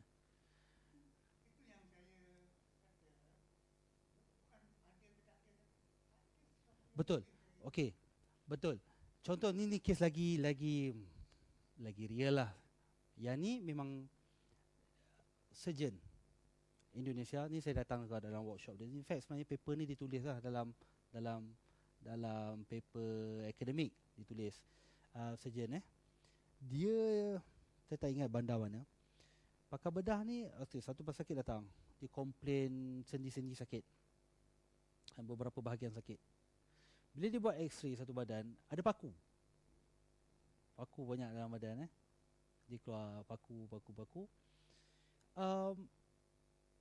And then dia keluarkan lah secara bedah lah. Dia keluarkan paku. Ada kat sendi tu lah. Dia keluarkan. And then dia buat x-ray balik, dah tak ada. Selang beberapa minggu, datang balik, ada lagi paku. Wah, dia dah pelik. So, pakar bedah ni, dia tak refer ke orang lain. Dia tak refer kepada psikiatri ke tidak ke. Dia refer kepada perawat So, ni doktor bedah dan perawat tu datang Malaysia ni, ceritakan benda ni. So dia perawat tu rukiahkan, buat bedah, keluarkan, and then rukiah, and dah tak ada apa lagi dah. Persoalan kami, satu, dia bagi sejarah dia sikit. Perempuan ni didera oleh suami. Didera oleh suami ni dan dia dalam keadaan hidup yang tak tenteram lah. Itu satu. Dan satu lagi, kita orang tanya, di-refer tak kepada psikiatri, pakar psikiatri? Tidak. Sebab alasan dia logistik lah. Dia mungkin hospital tu tak ada kepakaran psikiatri, mungkin jauh dari situ. Okay, tak apalah. Sebab di situ masih lagi tergantung persoalan tu. Maknanya tak cukup tuntas lagi untuk kita katakan bahawa ini semata-mata sihir. Saya rasa kes abang ni pun sebab kalau orang psikosis, bila orang dah psikosis, ni nak ceritakan dia, saya ni spekulasi lah kan, berdasarkan maklumat yang terhad tu, dia kemurungan mungkin disebabkan suami yang jahat ni, dan kemudian dia develop psikosis. Bila dia dah psikosis, dia ada delusi ni, dia boleh anytime masuk sendiri. Masuk, dia cucuk sendiri. Because bila tengok x-ray dia, memang nampak macam agak superficial juga. Tapi still sakit lah kalau orang biasa nak masuk kali. Cuma ada satu tempat tu kat sendi lah, sampai dia tak boleh bengkok sendi dia. Oh dahsyat. Itu memang saya pun dahsyat lah. Cumanya yang kat situ itulah 0.05% tu. Tapi masih lagi, kalau lah dia refer psikiatri, aku pun tenang macam ni. Tak kisah, saya tak kisah pun sebenarnya kalau betul-betul tu sihir ke apa ke. Cumanya masih ada lagi yang tak dibuat. Itu yang sedikit geram tu. Geram sebab kita ni lah kan, kita ni tak memenuhi persoalan. Tu macam kes abang. Saya nak tanya, dia refer psikiatri ke tak? Sebab bila isu psikiatri ada macam isu-isu konflik, tak puas hati dengan tempat tu, especially masyarakat kampung, asrama yang tak ada terdedah langsung dengan ilmu-ilmu psikiatri ni pun, dan dia tak tahu wujud doktor psikiatri ni. Yang ada dalam kampung tu adalah probably ustaz ataupun bomoh yang dipandang tinggi, yang memang orang dihormati, didengar percakapannya dan reputasinya baik. Secara psikologinya, bila budak tu yang ada psikologi konflik, didatangi orang yang sangat dihormati, orang yang popular, orang yang reputasi yang tinggi, buat pertama kali dalam hidupnya, ada orang yang penting care pasal dia. Itu sendiri, itu penjelasan saya, itu sendiri dah membuatkan ada satu unsur-unsur ketenangan lah kat situ. Unsur-unsur ketenangan. Again, 0.05% memang ada. Tapi itulah dia, tak cukup lagi. Saya masih boleh lagi explain tang lain juga. Itulah. Bukan nak bermaksud sarkastik atau cynical, tapi itulah, selagi saya tak nampak orang tu boleh terbang, contohlah ni selalu borak secara santai lah ni, minta maaf, tapi fahamlah maksud saya. Selagi tak ada nampak tu, susah nak kita katakan. Poin saya sebenarnya, tidak mempercayai ni ataupun kita menjauhi diri daripada kekuatan jin ni, bagi saya lebih Islamik. Bagi saya lebih Islamik. Sebab Islam tu agama yang rasional dan mudah. Bila kita sibuk dengan jin ni, kita akan cari benda gaib. Walhal Nabi SAW dah kata benda mudah. So, dan kepakaran macam saya ni boleh dipelajari, telus. Siapa-siapa pun boleh belajar. Tak perlu bersuluk, tak perlu berkhalwat di gunung ganang, tak perlu pergi ke surau terbiar, tak. Telus. Buka buku, apa yang saya cakap ada dalam buku teks. Saya ni diaudit. Saya salah, saya disaman. Perawat salah, dia tak pernah saya dengar perawat disaman. Minta maaf. Saya tak, ni perawat bila nampak macam saya pukul rata. Wallahi ramai yang baik lah. Ramai yang baik. Ni yang cerita yang tak. Yang saya rasa yang tak register tu lagi ramai. Dan sebab dia bergantung kepada reputasi, kedudukan, dihormati kan. So yang tak register especially yang tak register. Yang itulah yang saya rasa kadang-kadang kita menjauhi daripada keyakinan pada Tuhan, pada Allah, pada rukyah yang Nabi ajar SAW. Dan mungkin last lah ni kot, tak ada pergi nak cerita. Kenapa saya cakap lebih Islamik? Sebab Nabi SAW ini saya akan ulang juga hadis yang sama, hadis Abu Daud ni juga, bahawa satu ketika ni riwayat Abu Al-Malih, ada sahabat ni menunggang dengan Nabi SAW, menunggang kenderaan, barangkali unta, barangkali kuda ataupun keldai. Nabi di depan, dia di belakang. Tiba yang dia ni tersadung ataupun tersentak ataupun terberhenti secara tiba-tiba. Mungkin dia macam ni lah kan, dia terkejut lah. So dia terpacul daripada mulutnya, dia mengatakan Ta'isha syaitan, cilaka kau setan. Dia itu. Nabi SAW berhenti, toleh. Nabi macam marah. Nabi kata, kalau kau cakap begitu, maka syaitan akan kata kerana aku kau jadi macam tu, dan syaitan akan menjadi bermegah sebesar-besar rumah. Dalam hadis tu sebut sebesar-besar rumah. Okay, besar lah tu zaman tu rumah, kalau ada rumah kan. Tapi kalau kau sebut nama Allah, maka syaitan akan menjadi sekecil-kecil lalat. So itu menunjukkan bahawa jin ni tak power mana lah. Tak power mana. Supaya kita, yang pentingnya, yang penting ni kena cari, mungkin ada isu-isu, especially macam kes abang tadi kan, budak tu kalau boleh bawa je lah jumpa kaunselor, bawa je jumpa pakar psikologi. Manalah tahu ada isu-isu sebaliknya yang okey,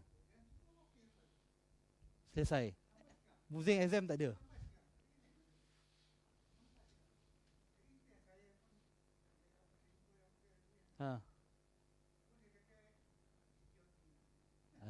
Okey.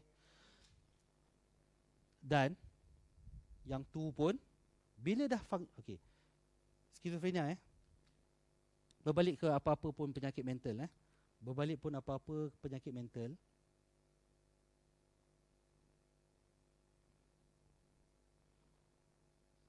good point bila orang cakap dia totally okay lepas tu. Saya sebagai doktor psikiatri, saya tak nak kacau benda lain. Saya hanya kacau tu kita nak berbincang secara akademik, betul-betul berbahas dan berdebat bila ada penyakit mental. Maksudnya penyakit mental ni bila ada simptom-simptom tertentu, which is dalam kes skizofrenia dia ada simptom psikosis lah, ataupun kemurungan, dia ada simptom kemurungan lah, ataupun suicidal. Kemudian dia ada duration yang tertentu. Contohnya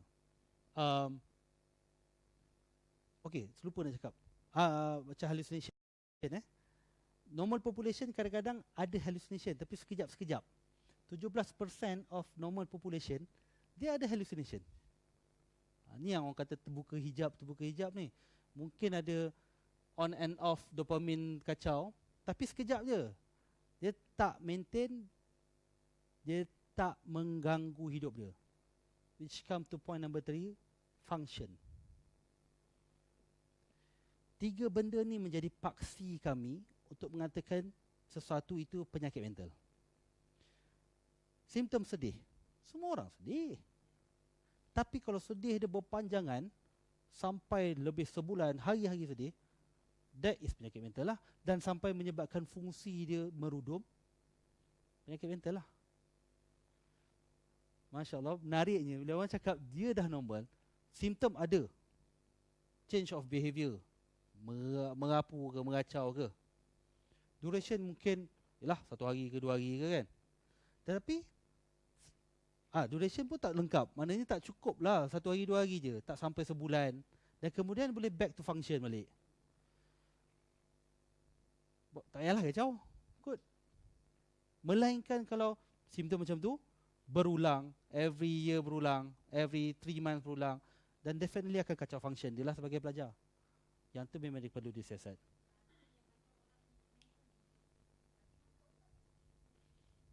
Ya.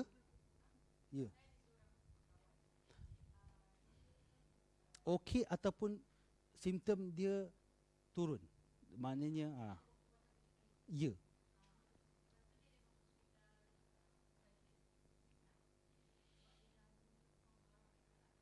Ya.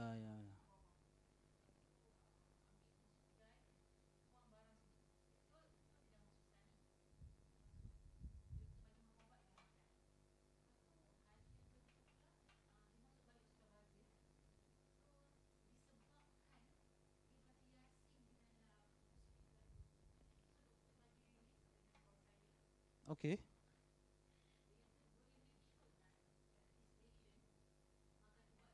Okey.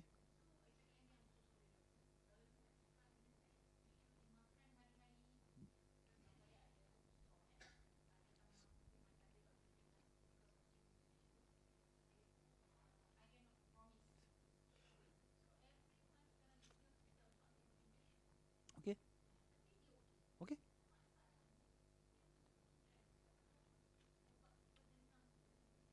Okey. Alright. Satu lagi, bila ubat, ada jenis ubat makan ubat hari-hari, ada jenis ubat bagi injection depo. Depo ni maksudnya bagi injection, ubat tu bertahan 3 minggu atau sebulan. Ada jenis ubat inject bertahan sehari je. Ada jenis ubat bertahan sebulan. Okey. Just nak cerita itu. Okey, ni rawatan lah secara umum lah, rawatan penyakit mental.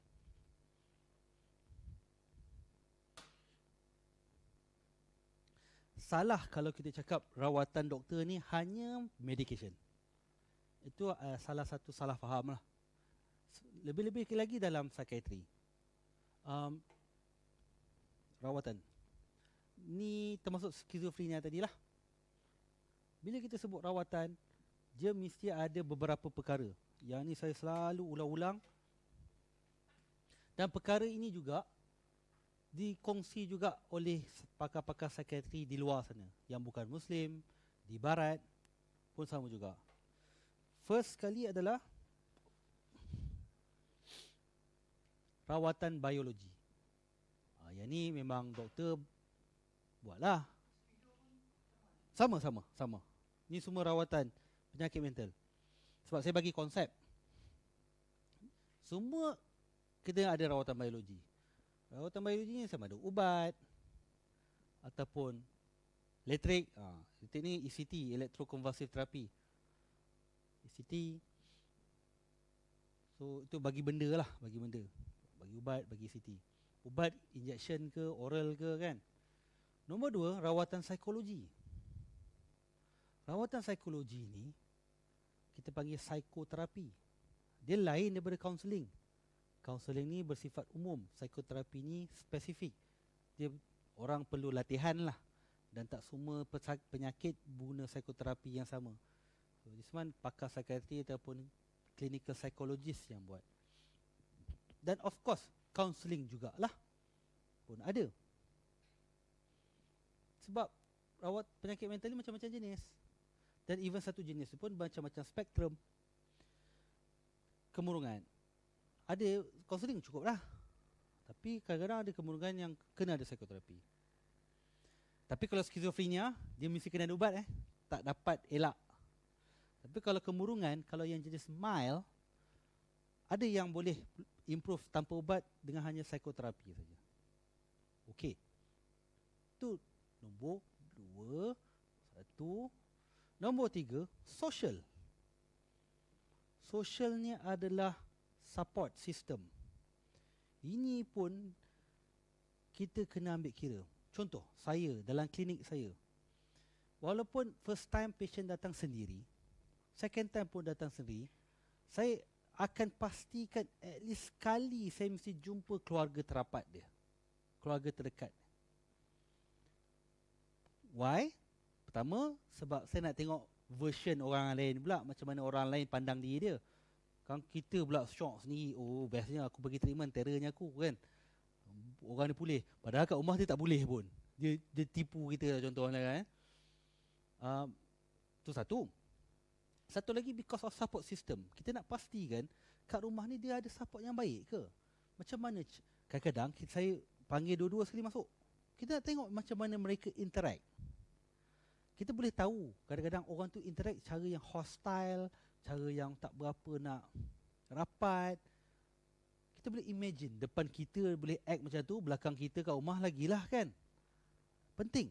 Sebab itu cara kita assess support system dia. Adakah dia di rumah dapat support yang bagus? Di sini saya nak tarik cerita yang Puan tadi, saya rasa Puan telah provide dia satu support system yang sangat-sangat bagus. Selain daripada of course dia ambil ubat lah. Penting sebenarnya ni. Dan contoh abang tadi pun, keluarga, rumah, warden, suasana tu, sahabat lain pun dapat benda yang sama.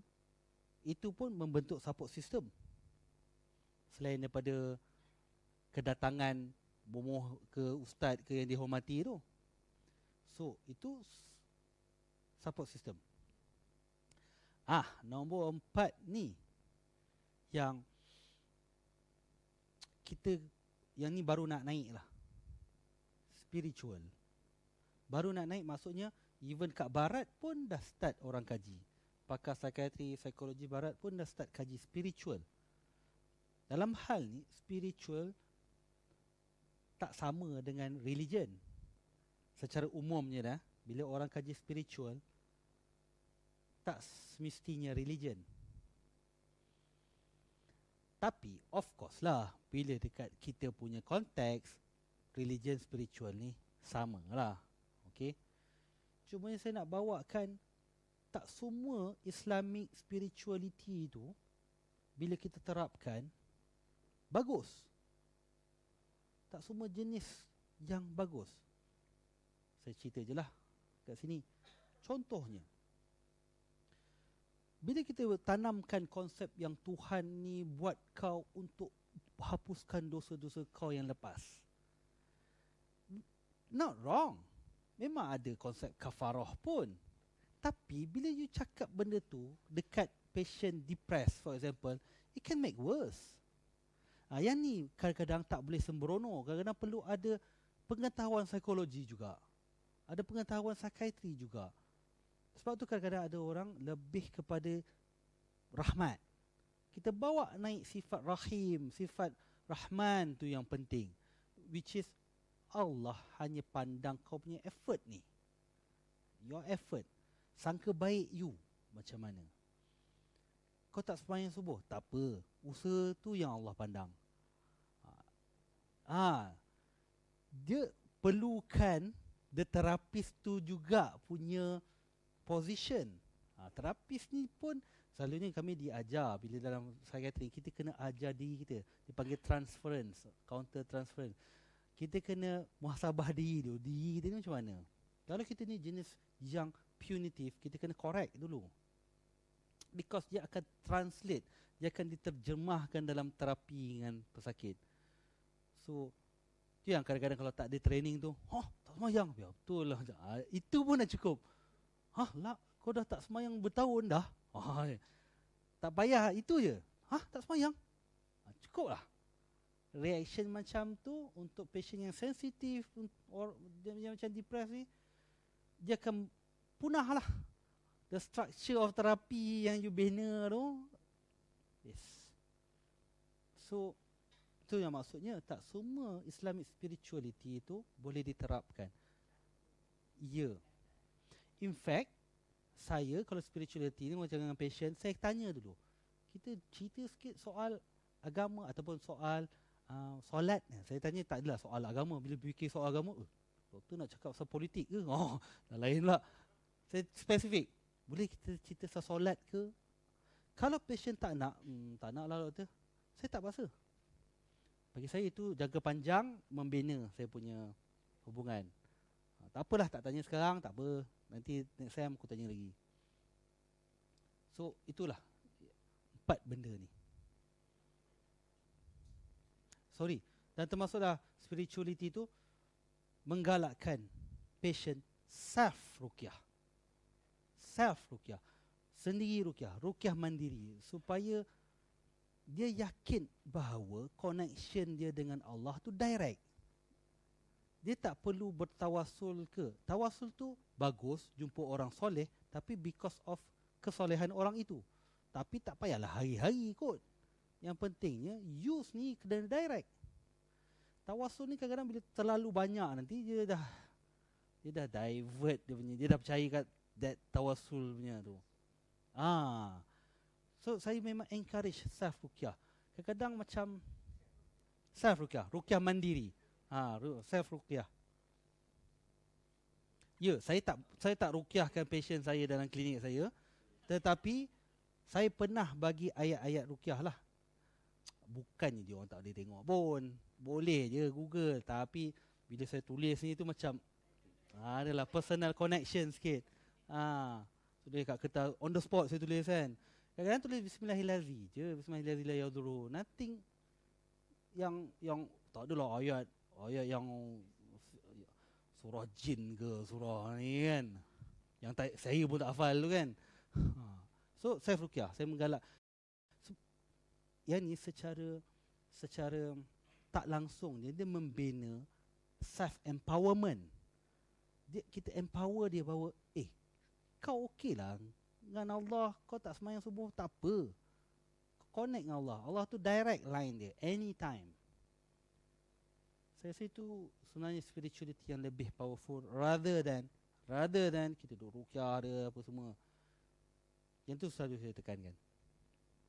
Yes.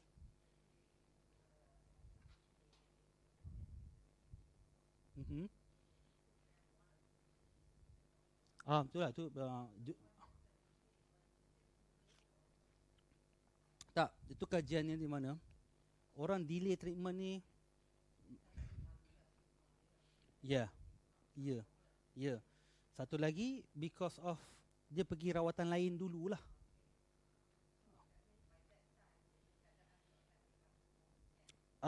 Dia begini, the longer DUI, the longer duration untreated illness, the more difficult kita nak treat dia.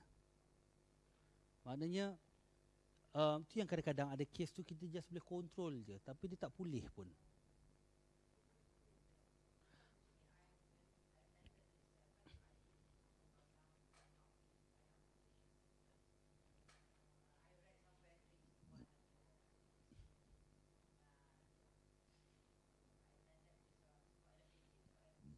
Alhamdulillah.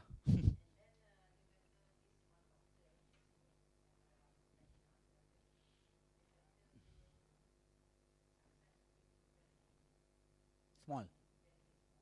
Untuk skizofrenia.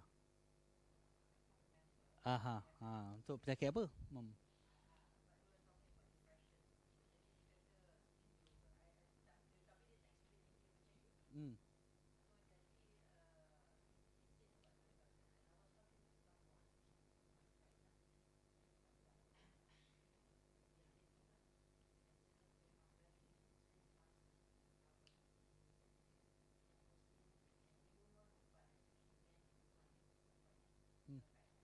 Okey.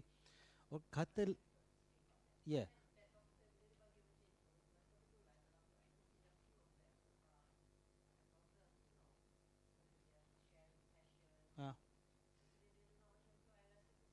Okey. Saya tak pasti penyakit apa yang dimaksudkan.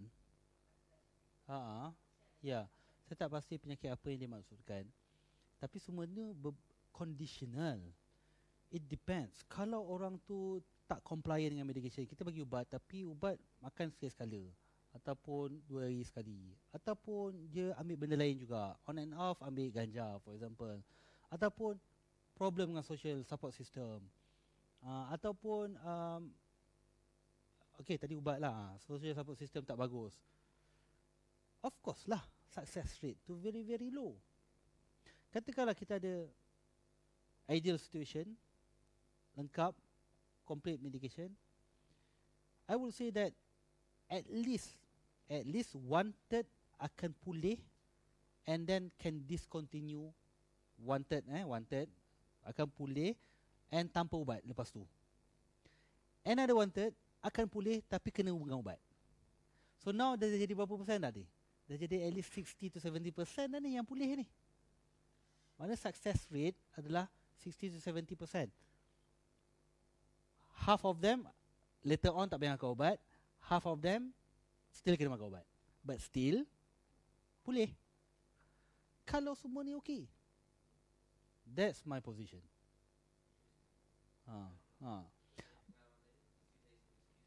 Oh, Masya Allah.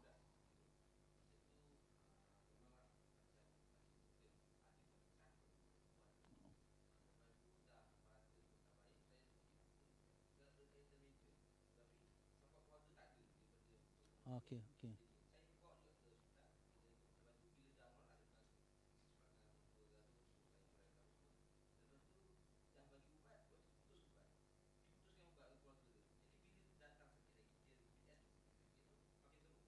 Ya.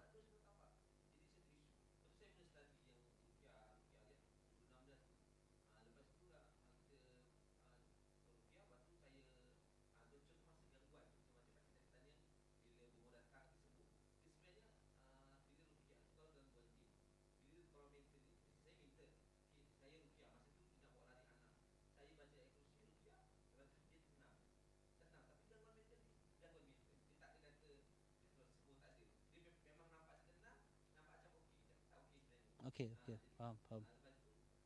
Riak muka tu tahu dah dia tak okey. Ha. Ah, ha, ha.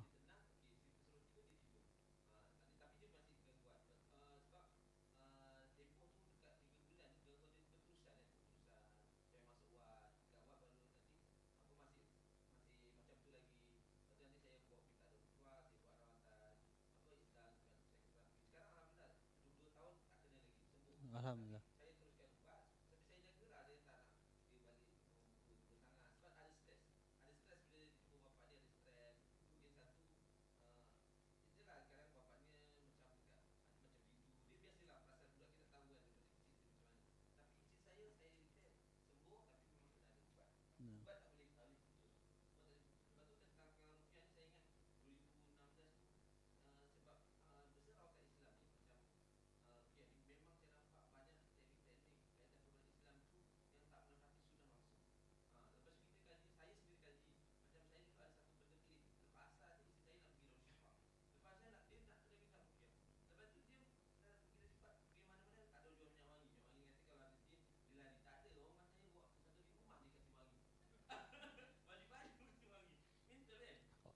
Eli wangi lah rumah.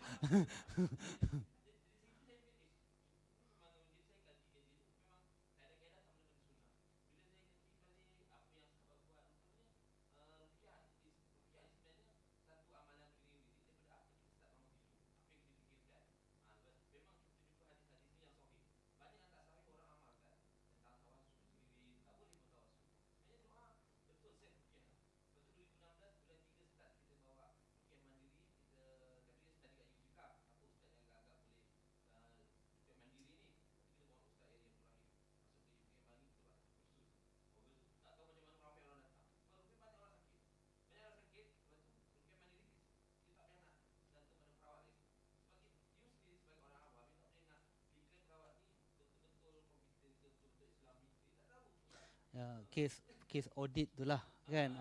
Maknanya saya ni boleh diaudit.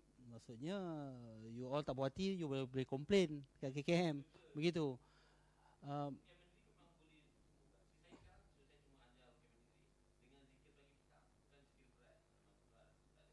like, relax ya.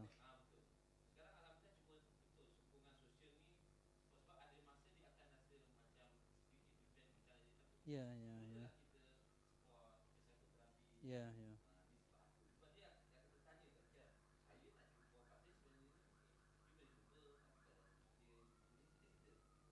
Ya, ya, ya. Alhamdulillah.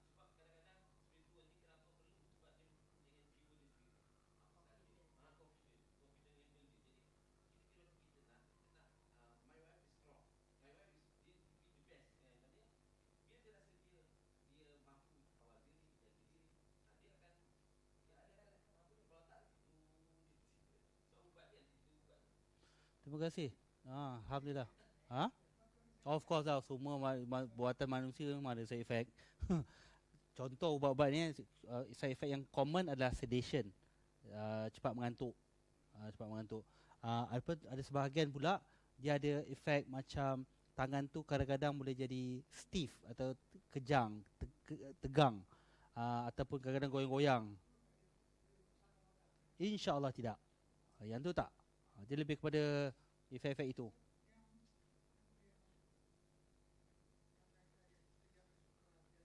Oh, tu bipolar. Ah. Aha.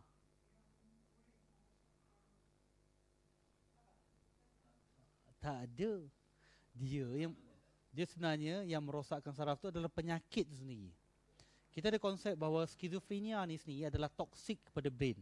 That's why kalau duration untreated illness jadi prolong kan, lama-lama brain tu dah jadi toksik.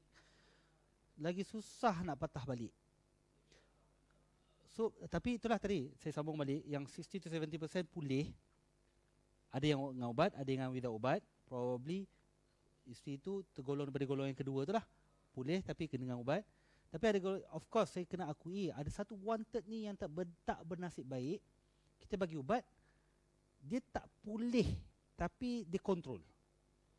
Maksudnya dia mungkin jadi citizen yang buat kerja-kerja rutin sajalah kalau boleh lah, kalau kita latih itu. Ataupun kadang-kadang tak boleh kerja pun. Ataupun boleh asuh budak, tak, baby pun tak boleh. Mungkin asuh budak 4-5 tahun. Begitu. Kadang-kadang ada kan saudara-saudara yang sakit. Saya pernah jumpa profesional kadang-kadang pergi home visit masa kat UKM dulu. Skizofrenia yang tergolong daripada golongan yang ketiga ni, maka ubat dia tak agresif, tak apa pergi dah, tapi dia tak boleh macam kita ni. Dia tak boleh macam, mungkin tak boleh macam isteri tu. Dia tak boleh function sangat. So dia boleh jadi pengasuh kepada anak buah dia. Itu pun asuh-asuh gitulah. Jangan keluar rumah. Tapi budak tu duk main dalam rumah tu tergabur juga lah kan. Makan sama-sama. Begitulah. So ada golongan yang ketiga ini. Ya. Tapi ada juga yang tak boleh ni. Ada juga yang wanted ni yang begitulah. Yang kronik. So apa pun kita jangan putus asa, kita kena capaikanlah juga untuk dapatkan two-third ni. Sebab kita pun tak tahu. This is where yang tawakalnya lah. Bila dah ikhtiar dan dah apa pun kita buat, semua ni kita dah try buat, ikhtiar lah. Kata Muhammad Zaid Al-Balkhi ni saintis Muslim sebelum zaman Ibn Sina lagi. At the end of the day kan, dia bagi rawatan macam psikoterapi tau. Buku dia Masalih Abdan wal Anfus. Tapi dia punya buku dia nipis. Dia bercerita tentang panic disorder, tentang anxiety. Dia punya cara rawatannya sebiji macam psikoterapi moden. Walhal buku tu ditulis pada 900 Masihi. Al-Balkhi, Muhammad Zaid Al-Balkhi. Malik Badri yang translatekan buku ni ke bahasa Inggeris. Muhammad Zaid Al-Balkhi. Dia memang zaman sebelum Ibn Sina. Tapi yang powerfulnya dalam buku tu saya baca, dia punya spiritual componentnya simple. Dia tak ada ayat Quran langsung, dia tak suruh ruqyah pun. Tapi dia kata, at the end of the day, you sakit ni, world is temporary. It's a process. Titik. Wow, saya rasa inilah akidahnya. Inilah akidah dia. Dia ni dunia ni sementara, proses. Kadang-kadang kita tak perlu nak berjela-jela cerita. Sebab kalau susah sangat nak manusia ni akan, ayat yang pendek dia akan, oh dunia sementara. So kita kena pursue dunia yang kekal. Begitu kan? Orang akan buat satu naratif yang lain. So saya rasa masya-Allah tu adalah genetik ke maksudnya. Skizofrenia ni ada unsur genetik. Memang ada unsur genetik. Kalau seorang ibu tapi bapanya tidak ada skizofrenia, chances untuk anak tu dapat maybe 10 to 50%. Tapi kalau kedua-dua ibu bapa ada skizofrenia, maybe chances tu 50%. So chances lah. Tak confirm lah, 10%. Maknanya chancesnya kalau 10 kali beranak, mungkin seorang dapat. Macam tu, gitu. Chances. Tak boleh. Tak boleh detect. Tak boleh. Selalu umur paling awal nak detect pun umur 16, macam tu. Tapi, kalau social support system dia bagus, insya-Allah. Support system ni bukan maksudnya kita manjakan dia tau. Maknanya kita jadi normal punya educate macam biasa. Macam biasa, mana tak ada chronic stress, tak ada abuse. InsyaAllah. InsyaAllah.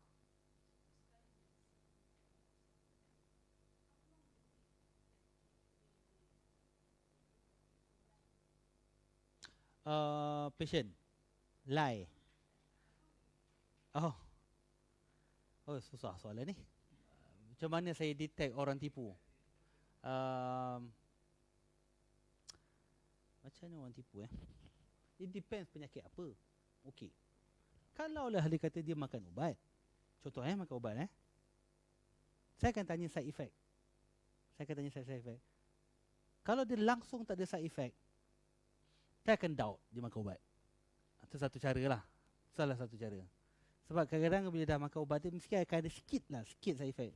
Side effect yang ringan-ringan ni, kadang-kadang susah nak bangun pagi ataupun tangan getah sikit-sikit. So itu satu cara. Cara yang lain tu yang kena jumpa family members. Kita akan tanya the other way round. Kita akan tanya different way. Dan with the same patient juga, kita boleh tanya the same issue different ways. Kalau soal jawapan ni macam tak konsisten, you suspect that he lies lah. Psikoterapi pun depends psikoterapi jenis apa. Kalau macam CBT, Cognitive Behavioral Therapy, untuk depression ataupun anxiety, 10 to 20 session. Okay, session dia, ideally session dia twice a week. Twice or thrice. Thrice tu macam kerap sangat. Twice cukup lah.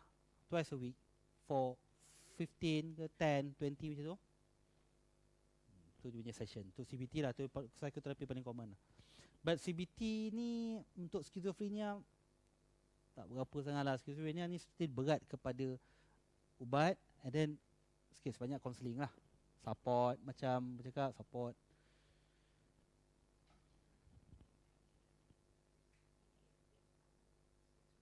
Okay.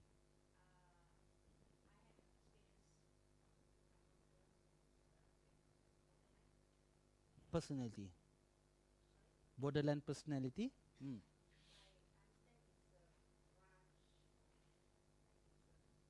Psychiatric issue. Yeah. No.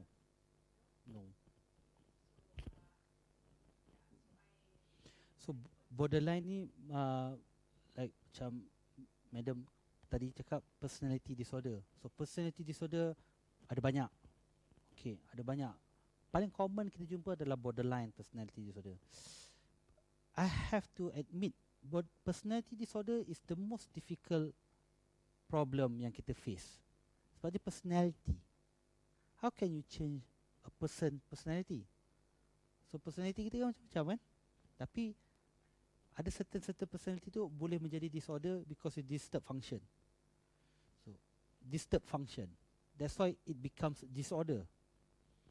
So borderline ni dia ada few characteristics lah. Dia tak ada kena-mena dengan schizophrenia. Tak ada kena-mena. It's different. Even the treatment also different. Rarely we give medication.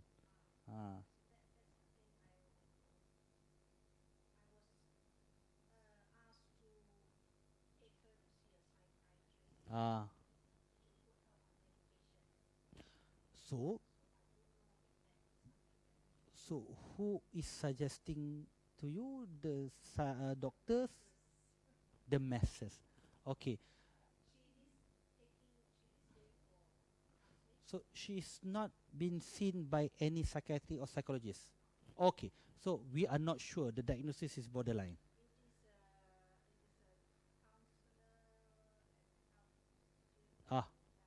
Who macam okay.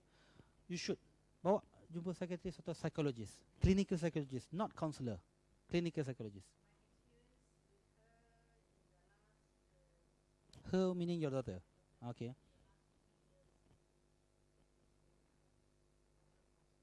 Ma'am, you should bring. Yeah.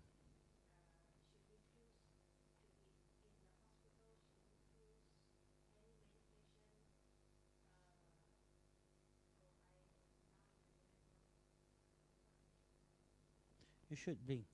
for assessment. Mm.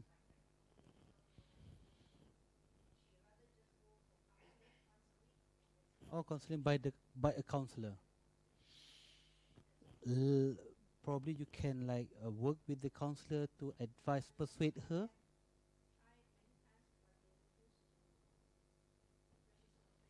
Uh-huh.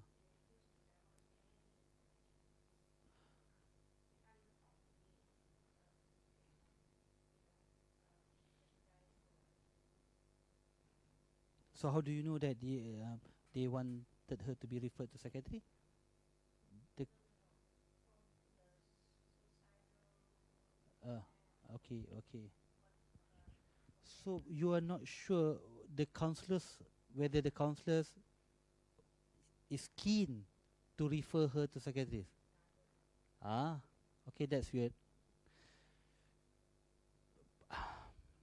That's tough. Usually, I think you can just suggest to the counselor that, ah, ah, ah, that I have to admit this is the difficult part if we are facing personality disorder. It's not that easy. I mean, it's definitely difficult.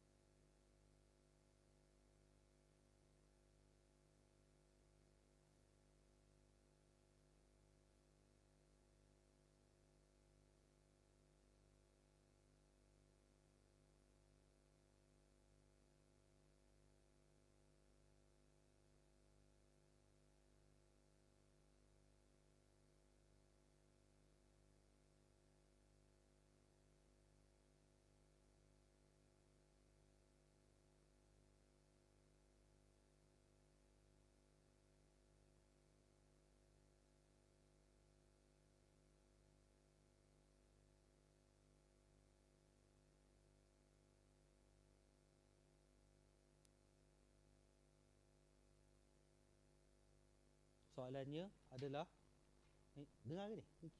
Ni kira dengar ke tak dengar? Okay. Soalannya adalah, kalau kita keluarga, ahli keluarga yang tak nak pergi jumpa doktor sebab sibuk fikirkan itu gangguan atau tidak, macam mana nak convince? Jawapan mudah, gunalah kreativiti. Sekarang depends lah. Dalam keluarga